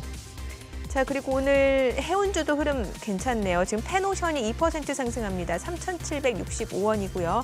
흥하해운도 2% 이상 상승합니다. 2,735원. 대한해운도 1.7% 올라가고 HMM, KSS해운도 상승 보여주고 있고요. STX 그린 로지스도 2% 상승하면서 14,200원 선에서 흐름이 이어집니다. 태웅로직스도 지금 상승 보여주고 있는 상황이고요. 오늘 또 이 가운데 아프리카 돼지열병 관련주들이 좀 움직임이 이어지고 있는데 지금 셀레믹스가 지금 상한가입니다. 6,760원. 대성미생물도 5% 이상 상승 중이고요. 진바이오텍 강보합권 정도고 지금 윙이푸드 5.48% 상승 중이고요. 한일사료도 2.5% 상승, 이글벳, 중앙백신도 2% 안팎으로 오름세가 이어지고 있습니다. 지금 보시게 되면 셀레믹스 상한가, 대성미생물 4.7% 강세, 그밖에 미래생명자원, 대한유팜, 곡물 관련주, 사료 관련주들도 지금 좀 오름세가 이어지고 있다. 이 정도 보시면 될 것 같습니다. HBM 관련주도 흐름 좋습니다. 한미반도체가 2.8% 상승합니다. 지금 11만 7,400원이고요. PSK홀딩스도 상승 흐름 보여주고 있고 HPSP도 1.2% 올라가고 DIT, NK전자도 상승 중이고 IMT가 5% 상승합니다. 11,380원. 그리고 오픈엣지 테크놀로지, 이스페타시스, 이오테크닉스 모두 2% 안팎으로 올라가고 있고요. STI, 미코도 강세 흐름 이어집니다. 지금 시각 9시 5분 지나갑니다. 수급 상황 체크해 보도록 하겠습니다. 오늘 유가증권 시장에서는 외국인이 646억 원 순매수고요. 개인과 기관이 각각 108억 원, 343억 원 매도 우입니다. 코스닥에서는 개인 투자자가 205억 원 매수 우위, 외국인과 기관은 각각 75억 원, 121억 원 순매도를 보여주고 있습니다. 환율 좀 체크해 보도록 하겠습니다. 어제 정규장 마감 시간 대비 달러원 환율, 어제장에서는 70전 하락한 1371원 선에서 마무리가 됐는데요. 환율은 계속해서 좀 박스권 정도 좀 봐야 되겠죠. 예, 그러네요. 예. 아직도 1,370원이네요. 네. 야, 이거 1,370, 80에서 참 오래 머뭅니다. 오래 머물고. 그러니까 뭔가 하단이 좀 높아진 상황에서 박스권이라. 좀 그런 느낌이네요. 예. 예. 어제 무슨 산의 날? 일본이 왜 노나 싶었더니 산의 날이더라고요. 산, 마운틴. 네, 산. 예. 예. 그래서 쉬었는데 지금 니케는 지금 2% 이상 지금 상승 출발이고 지금 유세 흐름이 이럴 때 방산주는 어떻습니까, 정민 앵커님? 방산주요. 예. 뭐 LIG 넥슨, 하나 에어로스페이스요. 예, 뭐 이런 쪽. 제가 한번 볼게요. 네. 하나 에어로스페이스가 1.68% 지금 상승 보여주고 있는 상황이고, 뭐 LIG 넥슨 사실 저희 앞서 그렇지. 봤다시피 뭐 MSCI 편입 기대감이 있었는데 이건 11월로 미뤄졌는데 방산주름 좋아요. 아니 뭐 우리하고 꼭 그게 아니더라도 중동에 뭐 전쟁이 날지도 모르겠다. 무슨 뭐 미국에서 잠수함도 파견하고 항공모함도 보냈다 하면은 우리 테마 좋아하는 우리나라에서 방산주 움직여주는 게 정상 아닙니까? 그렇죠. 그리고 실제로 또 실제 우량한 또 기업도 우리는 많아요. 실적도 받쳐주잖아요. 예, 뭐 수주도 무기 있고. 수출하는 기업도 많고. 그러니까. 예. 혹시 이 대표님 한때 참 우리 증권 프로에서 많이들 언급했던 게임이나 엔터 관련해서 주실 어떤 아이디어가 있습니까? 글쎄요. 일단은 그 게임주 엔터 다 어떻게 보면 약간 소비가 이루어져야 되긴 하는데 네. 막 이렇게 필수 소비는 사실은 전 아니라고 보거든요. 그러니까 필수 소비재는 어떻게 보면 임의 소비, 선택 소비가 될 수 있는 거죠. 그래서 최근 이쪽은 이제 실적이 뭐 안 좋은 건 맞아요, 사실은. 실적이 안 예, 좋다. 안 좋고 어제 일부 크래프톤이 굉장히 좋은 실적을 내가지고 네. 크래프톤 정도 실적이 사실은 좀 잘 나온 거고 다른 기업들도 시장 추정치보다는 좀 상회했지만 뭐 예전에 비해서 그 좋은 실적들은 분명히 아닙니다. 그렇기 때문에 지금 이제 게임주 그다음에 엔터주도 마찬가지고 약간 좀 실적 좀 일부 좀 꺾여 있는 모습이고 주가도 많이 좀 눌려 있는 상태인 것 같고요. 경기 침체 이슈가 계속 된다 그러면은 당분간은 여기 조금 더 시간은 필요해 보입니다. 그래서 지금은 제가 볼 때는 좀 시간을 태워야 되는 섹터가 아닌가를 보고 있고요. 어느 순간 이제 바닥은 분명히 잡아갈 거고요. 주가라고 하는 게 그다음에 기업들의 실적이라는 게 계속 한쪽 방향으로만 늘 가지는 않습니다. 내려가다가 이제 멈추고 이제 다시 반등하는 구간이 나올 건데 그 구간이 이제 어디에 될지 모르겠지만 분명히 이제 낮은 구간이 분명히 형성되거든요. 그 구간에서 좀 사두고 기다리면은 또 이제 크게 소위 말하면 수익을 낼 수 있는 좀 섹터가 되지 않을까 개인적으로 보고 있습니다. 왜냐면 아주 오랜 기간 은근히 걸려 있어요. 저거는 높네요. 주가 수익률 PER은 높네요. 네, 상당히 게임? 높. 예. 그러니까 비교적 평균 PER이 한 20배, 30배 그 그러네요, 범주에 보니까. 받는 섹터가 저 게임 엔터 이쪽이죠. 그쪽이에요. 근데 엔터는 요즘 하이브 참 말이 많아. 아니 BTS 슈가 음주운전 네. 논란 있고 또 방시혁 의장 과즙 세연하고 찍혔다는 구설수가 있고 참. 그래서 소액 주주분들 화나죠. 좀 그런 소식은 좀 그렇죠. 네. 뭐 그걸 떠나서 뭐 싱글 남녀가 만나는데 뭐 무슨 그게 있겠습니다만. 일단 구설수 자체가 예, 조금 그렇다는 그래요. 거죠. 예, 예, 뭐. 예. 그래요. 그래서 어디 다녀오셨어요? 어디 다녀오셨는지 기업 네. 탐방 바로 들어봐야겠네요.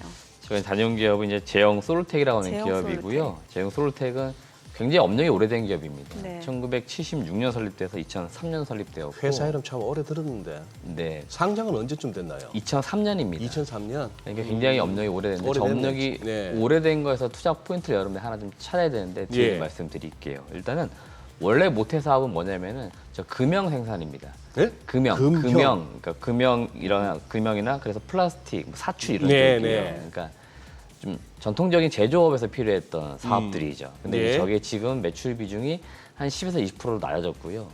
지금은 IT 부품인 저 카메라 이제 모델에 들어가는 액추에이터라고 하는 거. 이게 지금 가장 메인 제품이고 지금 액추에이터가 주요 뭡니까? 사업입니다. 액추에이터는 우리나라 말로 표현하면 구동 장치라고 보시면 될 것 같고 액추에이터. 이 스마트폰 카메라 그 같은 경우에는 네. 우리는 눈에 보이지 않지만 미세하게 그 안에서 움직임이 있죠. 예, 그 카메라를 이송시켜주는 구동하는 요거를 보통 다 액추에이터라고 부릅니다. 네. 그래서 지금 제품이 나오지만 VCM, 뭐 인코더 또는 엔코더 또는 OIS는 이제 손 떨림 방지 기능이라고 하죠. 그래서 저런 이제 액추에이터들을 이제 공급하는 게 지금 주력 사업이다라고 보시면 되겠고요. 주요 고객사는 여러분 잘 아시는 삼성전자라고 보시면 될 것 같고 동사가 이제 소위 말하는 가장 뭐 1등 기업은 지금까지 아니었어요. 그러다 보니까 약간 후발 주자단에서 이제 고객사의 점유율을 늘려오고 있었고 그런 과정에서 뭐 소위 말하는 보급형 모델 중심으로 공급했었는데 점점 이제 단계가 위로 올라오는 거죠. 플래그십 모델로 지금 올라오고 있고 그러다 보니까 작년에 이제 출시가 되었던 갤럭시 S23 이제 FE 모델에도 처음으로 진입을 했고 올해도 이제 차기 모델에 이제 들어갈 것으로 기대가 되고 있고요. 더 기대가 되는 것들은 지금 25년도에 이제 나올 제품들이 있잖아요. 스마트폰. 여기에는 이미 선행 개발 같이 들어가가지고 선행 개발 들어갔다는 것들은 제품 만들기 위함이거든요. 그래서 아마 내년도에는 더 많은 이제 플래그십 모델들의 동사의 액추에이터가 들어갈 것 같습니다.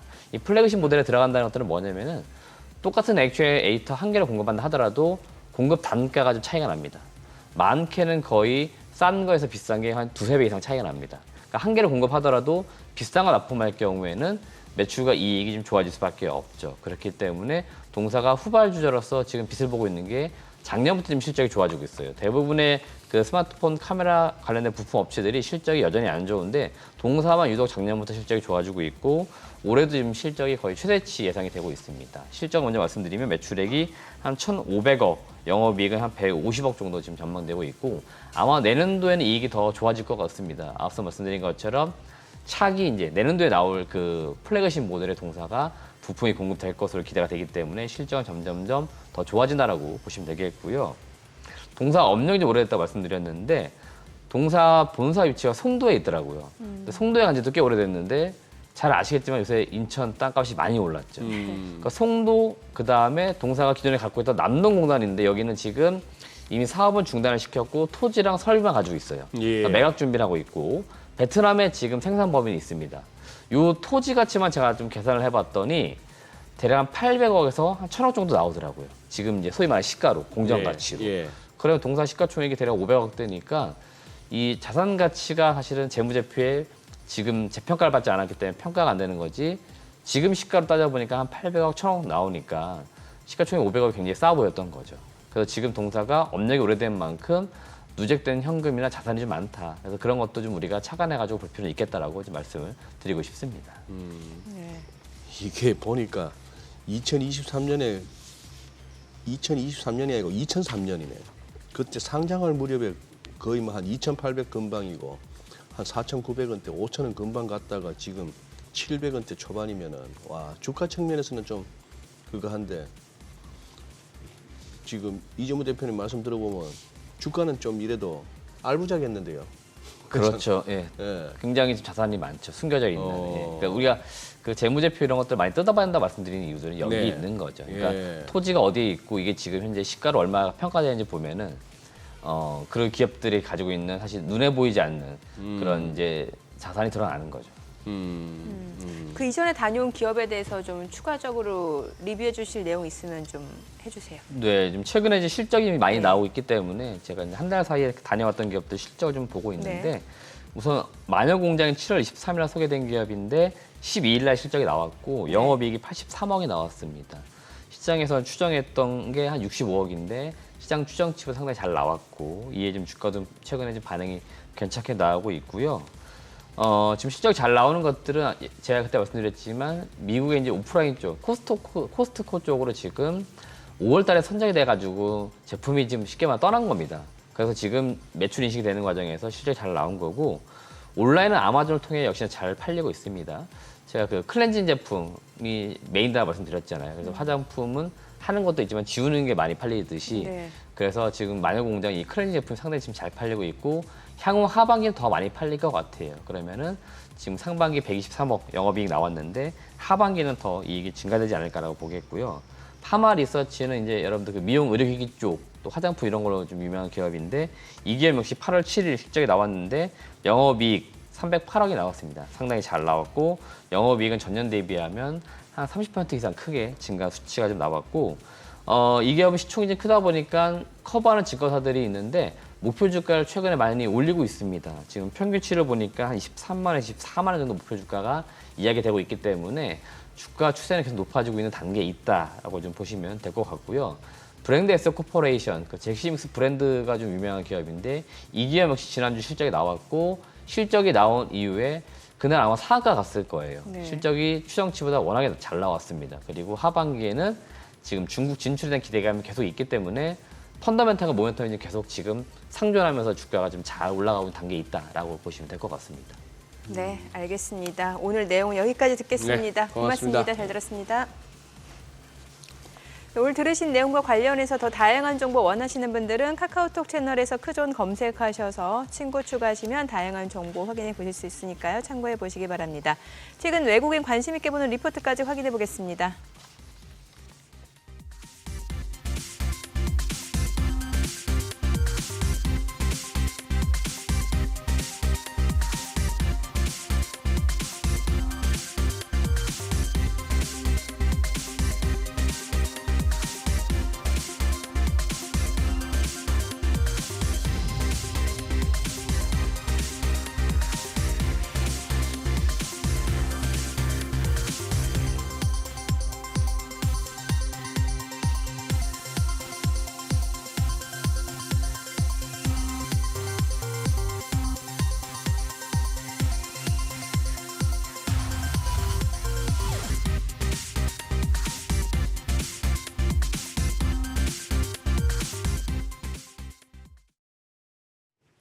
양시장 간밤 마감한 미증시처럼 혼조세를 보이고 있습니다. 코스피는 오르지만 코스닥 현재 하락하고 있는데요. 코스피 0.32% 추가적으로 상승합니다. 이로써 3거래일 연속 강세 보이고 있는데요. 현재 2625선에서 전개되고 있습니다. 반면에 코스닥은 0.55% 하락 중입니다. 768선에서 전개되고 있습니다. 수급 상황 보겠습니다. 먼저 유가증권 시장 매매 동향입니다. 유가증권 시장에서는 오늘도 외국인은 사들이고 있습니다. 686억 원의 매수 우위 기록 중이고요. 반면에 기관이 282억 원, 그리고 개인이 141억 원 팔자 포지션 취하고 있습니다. 코스닥 시장 매매 동향입니다. 코스닥 시장에서 양 매도가 나오면서 지금 지수를 끌어내리고 있는 것으로 보입니다. 외국인이 329억 원의 팔자 포지션, 기관도 250억 원 매도 우위 나타내고 있고요. 오늘 장에서는 개인 홀로 605억 원 매수 우위 취하고 있습니다. 이어서 업종별 등락률 보겠습니다.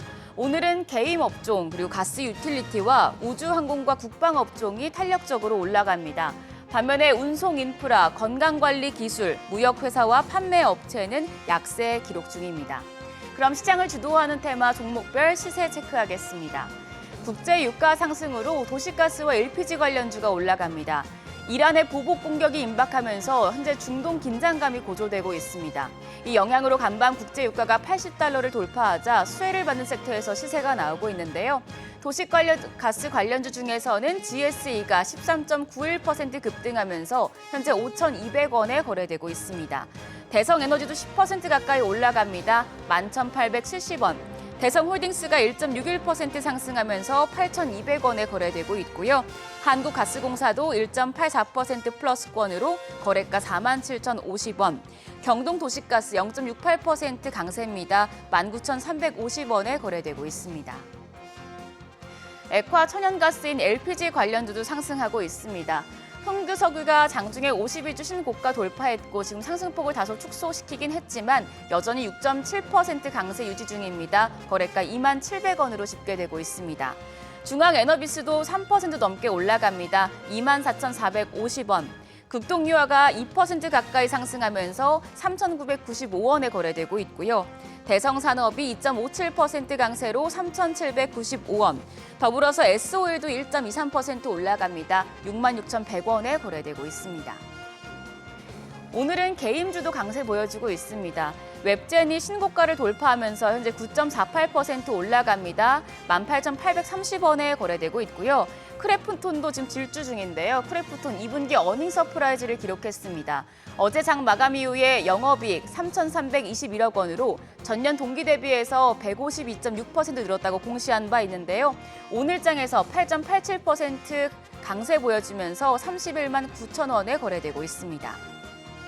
게임주 중에서는 W게임즈도 5% 넘게 올라갑니다. 47,250원. 펄어비스가 2.35% 강세로 43,500원에 거래되고 있고요. 넷마블도 1.7% 넘게 상승 중입니다. 63,400원 집계되고 있습니다. 마지막으로 페라이트 관련주 보겠습니다. 페라이트 관련주 중에서 2차 전지, 특히 화재와 관련된 기업들이 시세를 내고 있습니다. 정부가 오늘도 배터리 화재 관련 대책 회의를 여는데요. 이런 가운데 아모그린텍, 전기차용 최적의 방열 솔루션을 제작 공급하고 있어서 주목받고 있습니다. 오늘 장에서도 20% 넘게 질주를 보여주고 있습니다. 시세 분출하면서 거래가 9,850원으로 집계되고 있고요. C큐브도 10.63% 급등합니다. 5,830원에 거래되고 있습니다. 더불어서 아모센스가 3% 넘는 오름세로 8,120원. 캐스피온도 2% 넘게 올라가고요. 삼화전기만 0.34% 소폭의 내림세 나타내고 있습니다. 오늘은 코스피만 올라가는 좀 혼조세를 보여주고 있는데요. 그럼 오늘 장에서 눈여겨볼 업종 어떤 게 있을지 시장 대응 전략까지 알아보겠습니다. 오늘은 트러스트 투자자문 나성민 자문역 전화 연결돼 있습니다. 안녕하세요. 네, 안녕하세요. 네, 증시 변동성이 확대되고 있는데 꾸준히 성과를 내는 실적주가 주목을 받고 있습니다. 특히 화장품주에 대한 관심이 치솟고 있는데요. 화장품주 업황 전망 어떻게 보시나요? 네, 국내 증시 상장 회사들의 2분기 실적 발표가 많이 진행된 가운데 실적 시즌이 마무리되어 가고 있습니다. 하반기도 여전히 실적 증가하는 섹터의 종목들 주가도 긍정적인 모습을 볼 것으로 예상하며 그래서 화장품 섹터가 여전히 하반기에도 긍정적인 실적을 낼 것으로 기대하고 있습니다. 특히 상반기보다 쇼핑 시즌이 집중되어 있는 4분기의 실적 증가가 돋보일 것으로 전망하는데 11월 중국 광군제가 있고 미국은 10월부터 연말 소비가 증가하는 시즌에 돌입하는 등 하반기 화장품 섹터가 매출 성수기에 진입하면서 실적 증가에 대한 기대감이 주가에 선반영될 가능성이 높다고 판단합니다. 네, 근데 화장품 섹터 내에서도 실적에 따라서 지금 희비가 엇갈리고 있어서 종목 선별이 중요할 것 같습니다. 전문가님께서는 어떤 종목 좋게 보시나요? 네, 타픽으로 최근 2분기 역대급 실적 발표를 한 한국콜마입니다.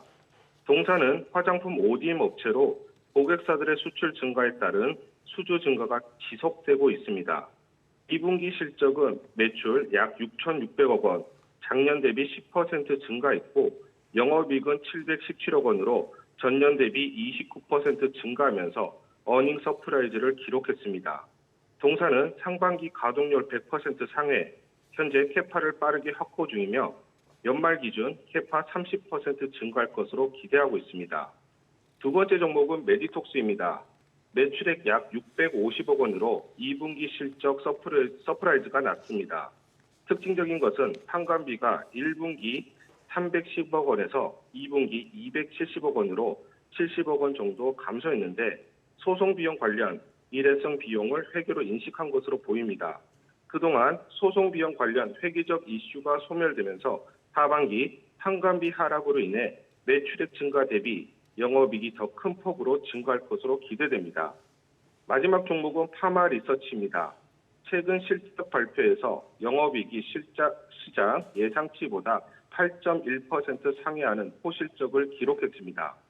주력 제품인 리쥬란은 효능과 안정성을 인정받으면서 내수와 수출 성장이 모두 견고했고 혼주란도 보험급여 축소 리스크가 줄어들었습니다.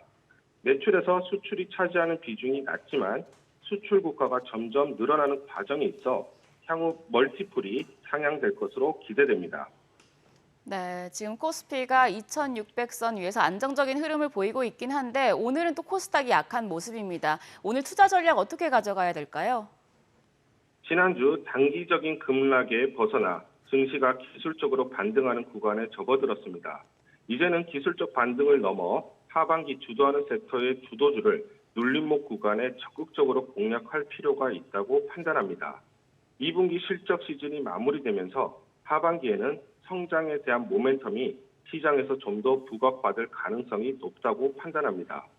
성장에 대한 내러티브와 넘버링이 되는 종목군으로 수급 쏠림 현상은 당분간 이어질 가능성이 높다고 판단하며 바이오 섹터, 화장품 섹터 등 성장 기대감이 살아있는 섹터를 공략할 필요가 있다고 생각합니다. 특히 화장품 섹터는 2분기 실적 발표에서 숫자로 증명된 종목군으로 향후 좀 더 강한 수급 쏠림 현상이 나타날 것으로 예상합니다. 특히 하반기 쇼핑 시즌이 집중되어 있다는 점을 상기할 필요가 있겠습니다. 네, 오늘 말씀 고맙습니다. 지금까지 업종과 대응 전략 알아봤습니다.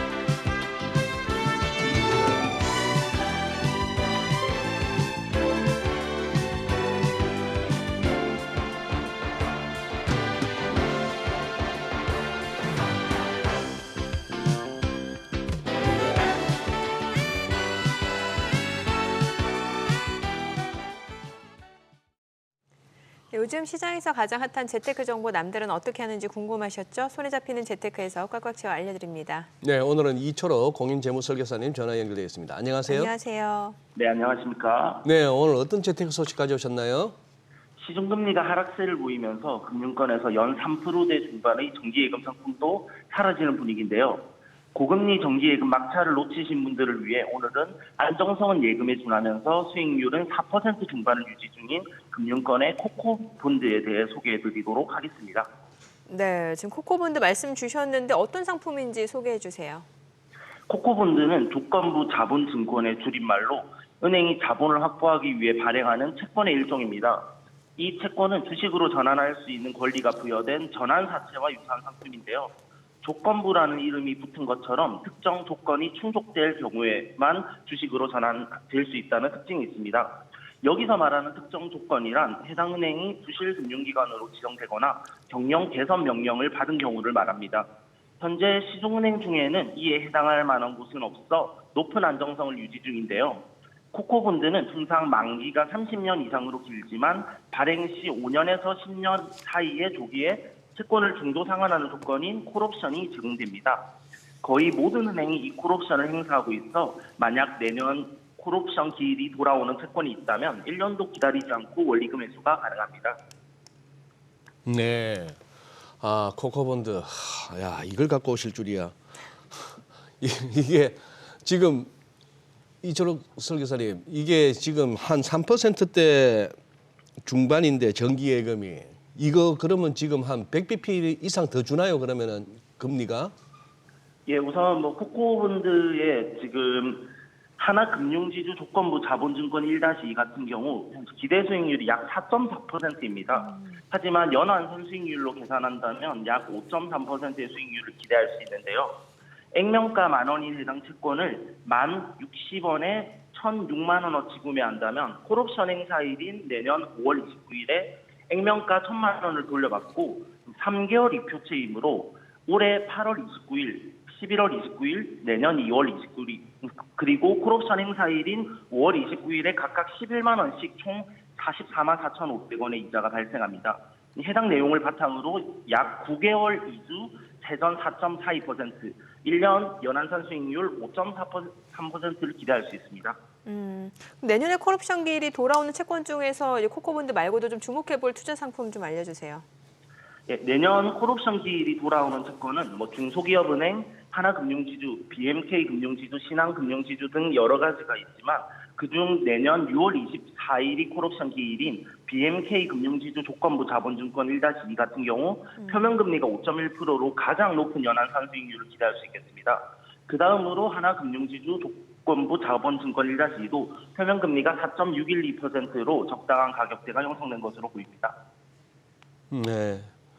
자, 이제 이 코코본드 이제 코 앞에 코가 이제 컨틴전트고 뒤에 코가 컨버터블해서 코코인데 그 유사시에는 이게 그냥 주식으로 전환된다 하는 얘기고 그게 주식으로 전환되는 게 이 투자하시는 우리 투자자분들의 마음이 아니고 전환사채처럼 그게 아니고 발행했는 저쪽인데 어쨌거나 지금 소개해 주시는 거 보니까 시중은행들 신용도 높고 뭐 망할 일 없어서 걱정은 안 됩니다. 뭐 그런 상황인데 가끔씩 이제 코코본드 관련해서 이제 원금 손실이 나기도 하는 그런 기사들을 봤다 보니까 뭐 여쭤볼 수밖에 없는데 그래도 또 주의해야 할 점도 한번 알려주시죠.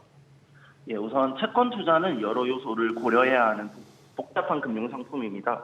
주의할 점을 말씀드리면 첫 번째로 적당한 가격과 충분한 거래 가능 수량을 갖춘 채권을 선별하는 것이 매우 중요합니다.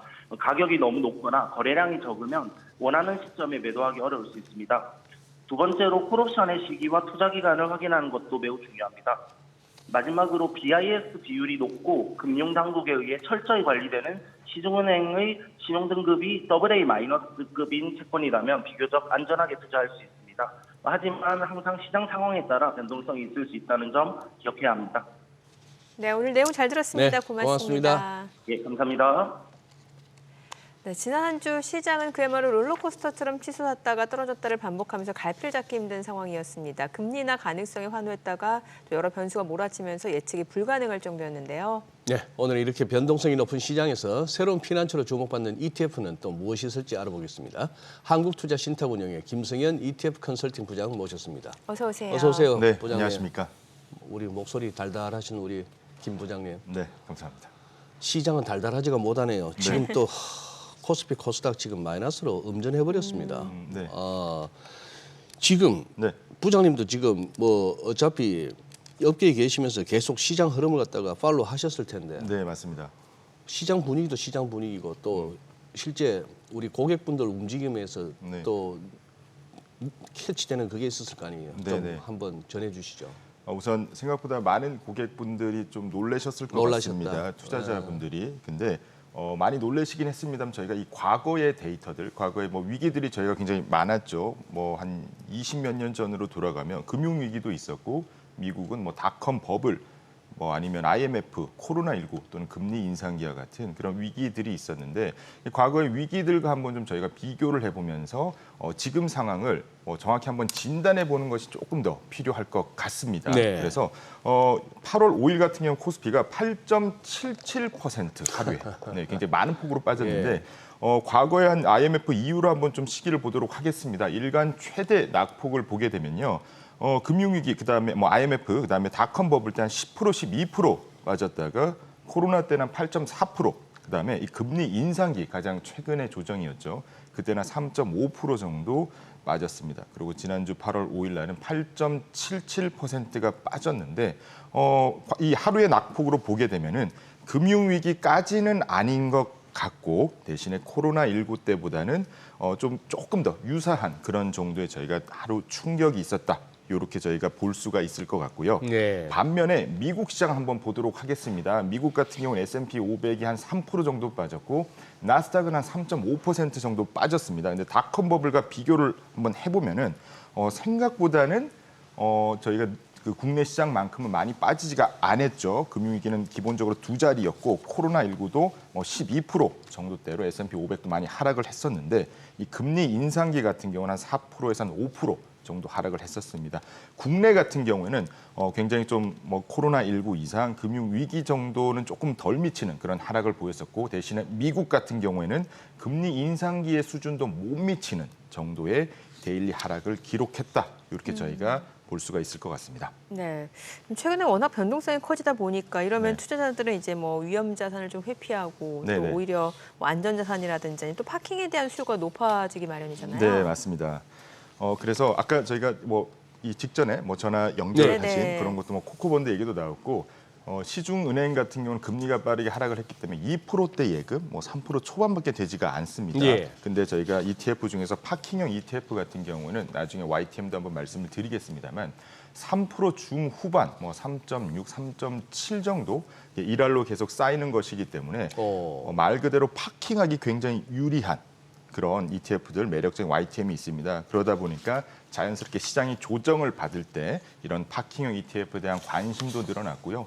그리고 제가 늘 고객분들한테 말씀을 드리는데 가지고 있는 돈을 절대 놀게 하지 마라. 라고 제가 말씀을 드립니다. 그래서 아직 투자 직전이라고 하더라도 특별히 뭐 투자할 대상을 정하지 않으셨다 하더라도 자신의 이 투자 자금을 절대 놀게 해서는 안 되고요. 말씀드린 파킹형 ETF를 통해서 하고 수익구조 예시 같은 경우에는 요즘 뭐 이 ETF 명에 보면 뭐 CD 금리라는 명도 있고요. 뭐 초단기라는 명칭도 있습니다. 그래서 CD 금리라고 하면 한 3.4% 정도의 수익률을 추구한다. 이렇게 데일리로 일할로 계속 쌓인다 이렇게 봐주시면 될 것 같고 CD금리 3.4가 매력적이지만 조금 아쉬운 투자자분들도 많이 계십니다. 그래서 뭐 CD금리 초단기 같은 ETF 같은 경우는 3.6, 3.7 정도로 일할로 이렇게 수익이 계산되고 있기 때문에 시장이 좀 더 어려울수록 이 파킹형 ETF에 대한 관심도 갈수록 늘어날 것 같고요. 말씀드린 것처럼 CD금리 3.4가 좀 아쉽다 하는 분들은 조금 더 우량한 초단기 채권의 편입을 통해서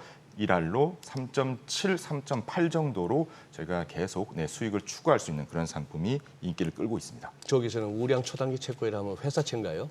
회사채입니다. 회사채 회사채인데 쪽으로? 만기가 굉장히 짧은 그다음에 거? 크레딧이 굉장히 좋은 그런 우량 회사채이기 때문에 굉장히 좀 이 위험 정도가 상당히 낮은 그런 채권으로 봐주시면 될 것 같습니다. 아, 그래요. 예. 자, 그러면 우선 요즘 이제 워낙 또 장이 흔들리다 보니까 네네. 안전자산 쪽으로 또 이제 돈이 몰릴 만한데 네네. ETF 쪽에서도 그러면은 안전자산이라면 또 금 관련 ETF가 있을 거 아닙니까? 네, 맞습니다. 그쪽으로 좀 어떻게 매수세가 좀 들어오나요? 네, 상당히 금 관련해서는 네. 많은 매수세가 들어오고 있습니다. 한번 네. 수치를 보면서 말씀드리면은 역시나 시장이 흔들릴 때는 이 안전자산 금에 대한 수요가 높아질 수밖에 없죠. 그다음에 금리가 실질 금리가 하락하게 되면 이 또한 실물 자산인 금에게는 굉장히 투자하기 좋은 그런 여건이라고 볼 수가 있고요. 금 선물 가격 또한 굉장히 높은 가격을 유지를 하고 있습니다. 근데 저희가 금을 일단 말씀을 드릴 때 뭐 금 같은 경우 유가와 달리 뭐 단기적인 트레이딩 목적으로 활용하시기보다는 이제 금융 자산, 그러니까 자산 배분의 측면에서 반드시 금을 5에서 10% 정도는 편입하라 이렇게 말씀을 드리고 있고요. 최근에 금 가격 상승, 그다음에 지정학적 악재, 그다음에 뭐 금융시장의 조정 이런 것들이 나오면서 금 투자에 대한 관심도 갈수록 커지고 있습니다. 잠깐만요, 정민혜 의원님. 네. 저 부장님, 평소에 좀 궁금했던 건데 네, 전 세계적으로 저 네. 금 관련 ETF가 얼마나 많겠나 싶은데 네, 네, 실물 진짜 금 사는 분들도 많고 뭐 네네. 중국이나 인도 같은 데서는 왜 네, 그 일반 시민들도 네, 금부치를 막 사놓고 맞습니다. 쟁여놓지 않습니까? 예. 거기다가 무슨 뭐 금 관련 그것도 있고 네. 골드바도 있고 뭐 네. 등등인데 예. 가만 생각해 보면 전 세계적으로 저 금 관련해서 ETF나 저런 것들이 굉장히 많겠는데 예. 그럼 운용사에서는 저 금 ETF에 들어온 고객 돈으로 네. 실제 금을 현물로 사는 거예요, 아니면 선물 갖고 하는 거예요? 대부분은 다 선물입니다. 선물로. 예, 원자재이기 때문에 네. 대부분은 다 선물로 저희가 뭐 국내도 그렇고 해외도 선물을 하고 있습니다만 그래도 저희 ACE ETF 같은 경우 국내 최초로 금 현물을 가지고 하는데 저희가 이렇게 보관을 금 현물을 직접 갖고 있지는 않고요. 네. 뭐 조폐공사라든지 아니면 예탁결제원에서 이 보증해주는 증서가 있습니다. 네. 실제로 저희가 운용사가 금을 갖고 있을 수가 없기 때문에 그런 보관 같은 경우에는 국가가 인정하는, 보증하는 그런 기관에서 금을 보관을 해주고요. 그 증서를 저희가 받아서 실제 금이 있구나 이렇게 보고 있고 금 현물의 투자가 굉장히 또 중요한 요소 중에 하나가 해외도 그렇고 국내도 그렇고 대부분은 다 선물입니다. 그렇지만 저희가 퇴직연금 계좌에서는 금 현물 ETF밖에 투자가 안 되기 때문에 퇴직연금 계좌에서 활용도가 갈수록 증가하고 있다 이렇게 말씀을 드릴 수가 있을 것 같습니다. 예. 네. 지금 살펴본 뭐 금 ETF뿐만 아니라 네. 사실 요즘 같은 장에서는 파킹형 ETF도 관심이 높아지는 맞습니다. 것 같더라고요. 네네. 예. 파킹형 ETF 같은 경우는 아마 8월 이후에 전체 ETF 중에서도 굉장히 좀 큰 금액으로 AUM이 성장하기도 했었습니다. 단순히 개인 투자자뿐만 아니라 다양한 기관 투자자분들도 이 파킹형 ETF를 굉장히 활용을 많이 해주시고요.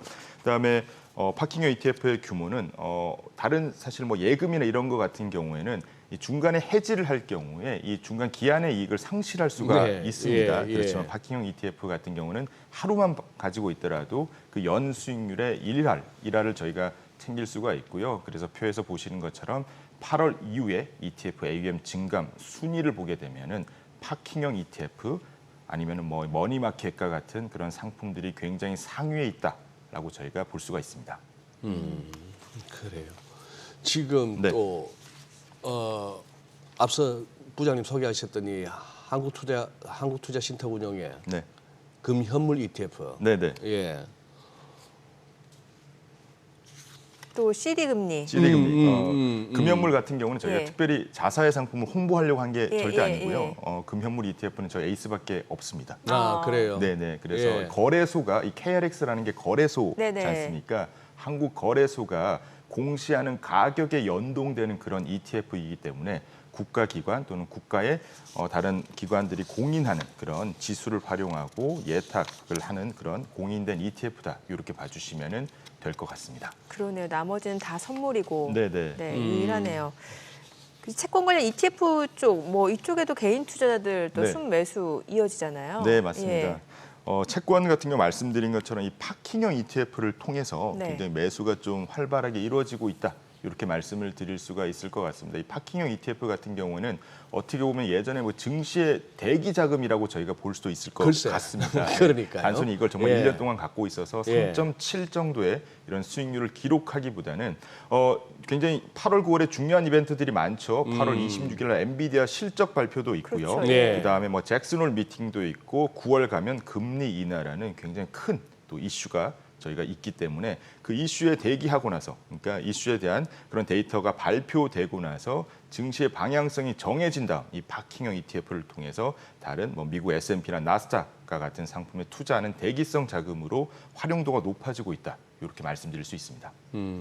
그러니 그 말씀 부장님도 말씀하셨다시피 그거에 보니까 아니, 주식 갖고 계신 분들이야 오늘도 오르고 내일도 올랐으면 싶겠지만 네. 저 잠겨 있는 돈들은 네.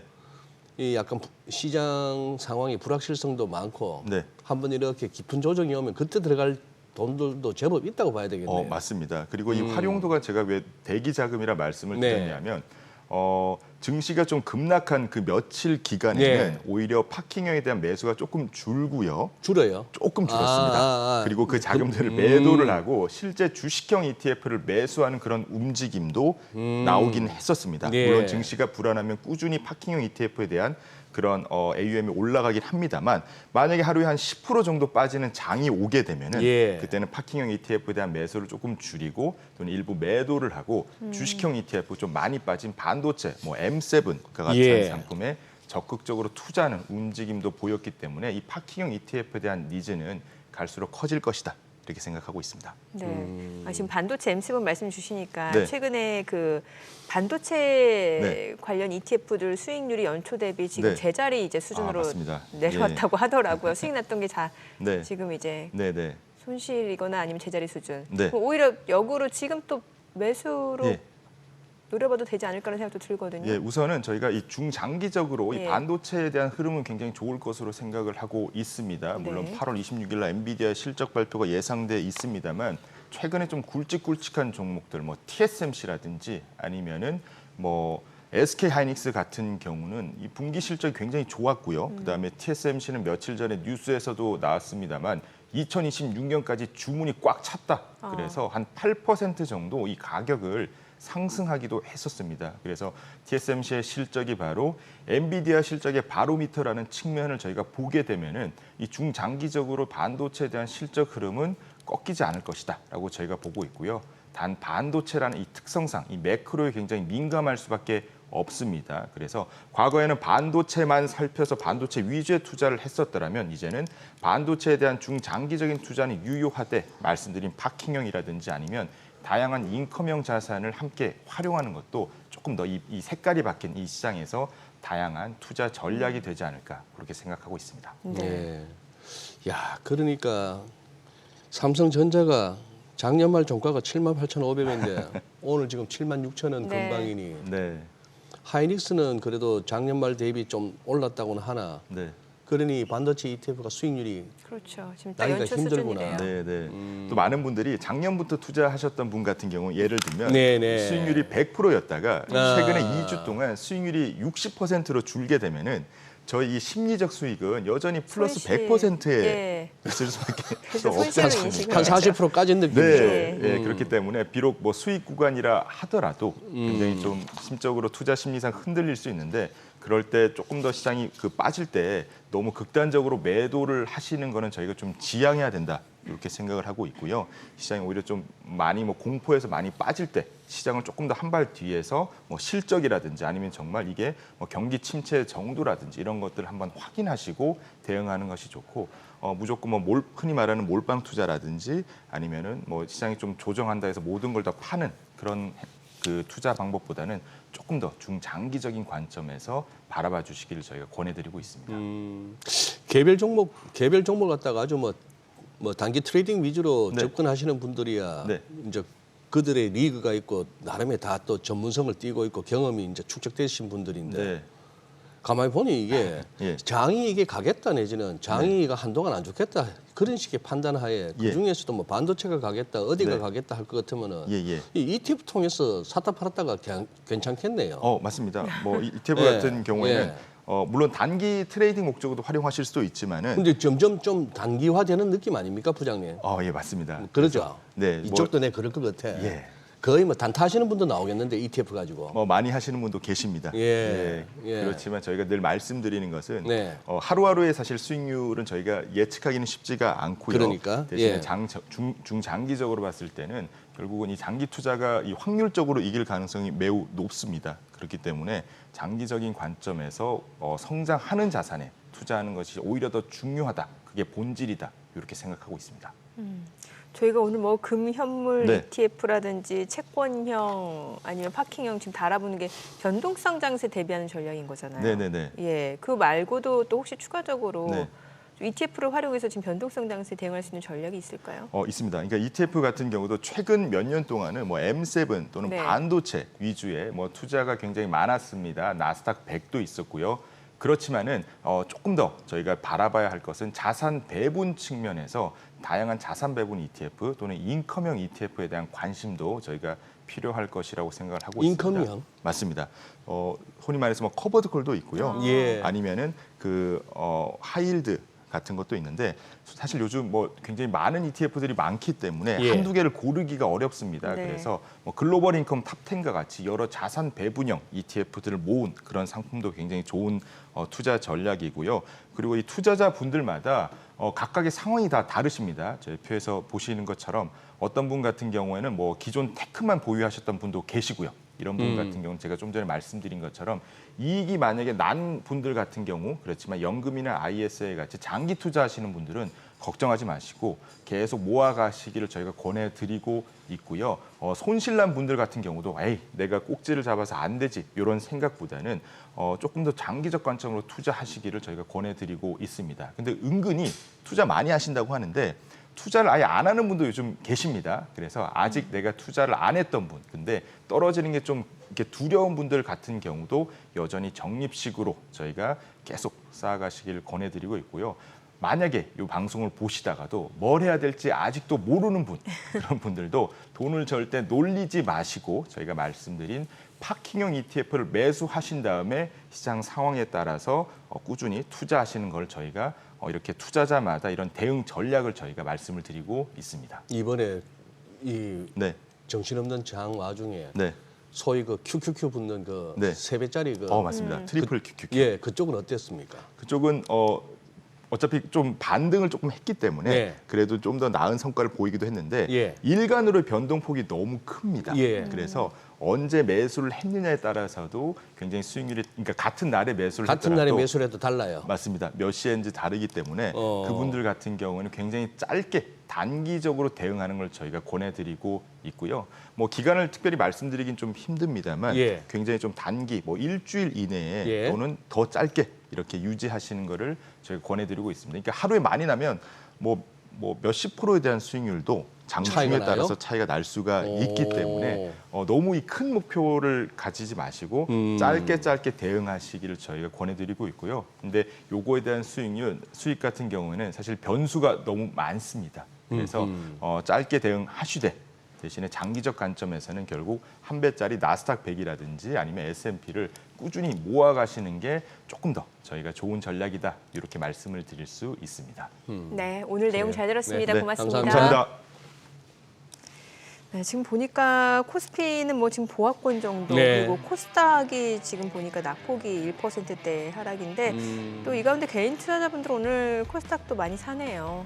아, 그러네요. 네. 오늘 또 네. 방위산업주들의 흐름이 굉장히 좋아요. 방산주들이 네. 그래요. 지금 뭐 트럼프하고 머스크의 X 인터뷰가 계속 지연된답니다. 디도스 공격을 당하고 있나 본데 한 40만 명 정도가 몰려서 한번 들어볼까 했다가 네. 지금 안 되나 봐요. 상당한 방해가 있네요. 트럼프 측에는. 저희 방송 중에 전해드린 내용과 관련해서 모든 투자 판단의 책임은 투자자분들께 있다는 점 알려드립니다. 네, 세상의 모든 돈 되는 정보 재테크 노하우 머니쇼 오늘은 여기서 인사드리겠습니다. 저희는 내일 오전 8시에 찾아뵙겠습니다. 고맙습니다.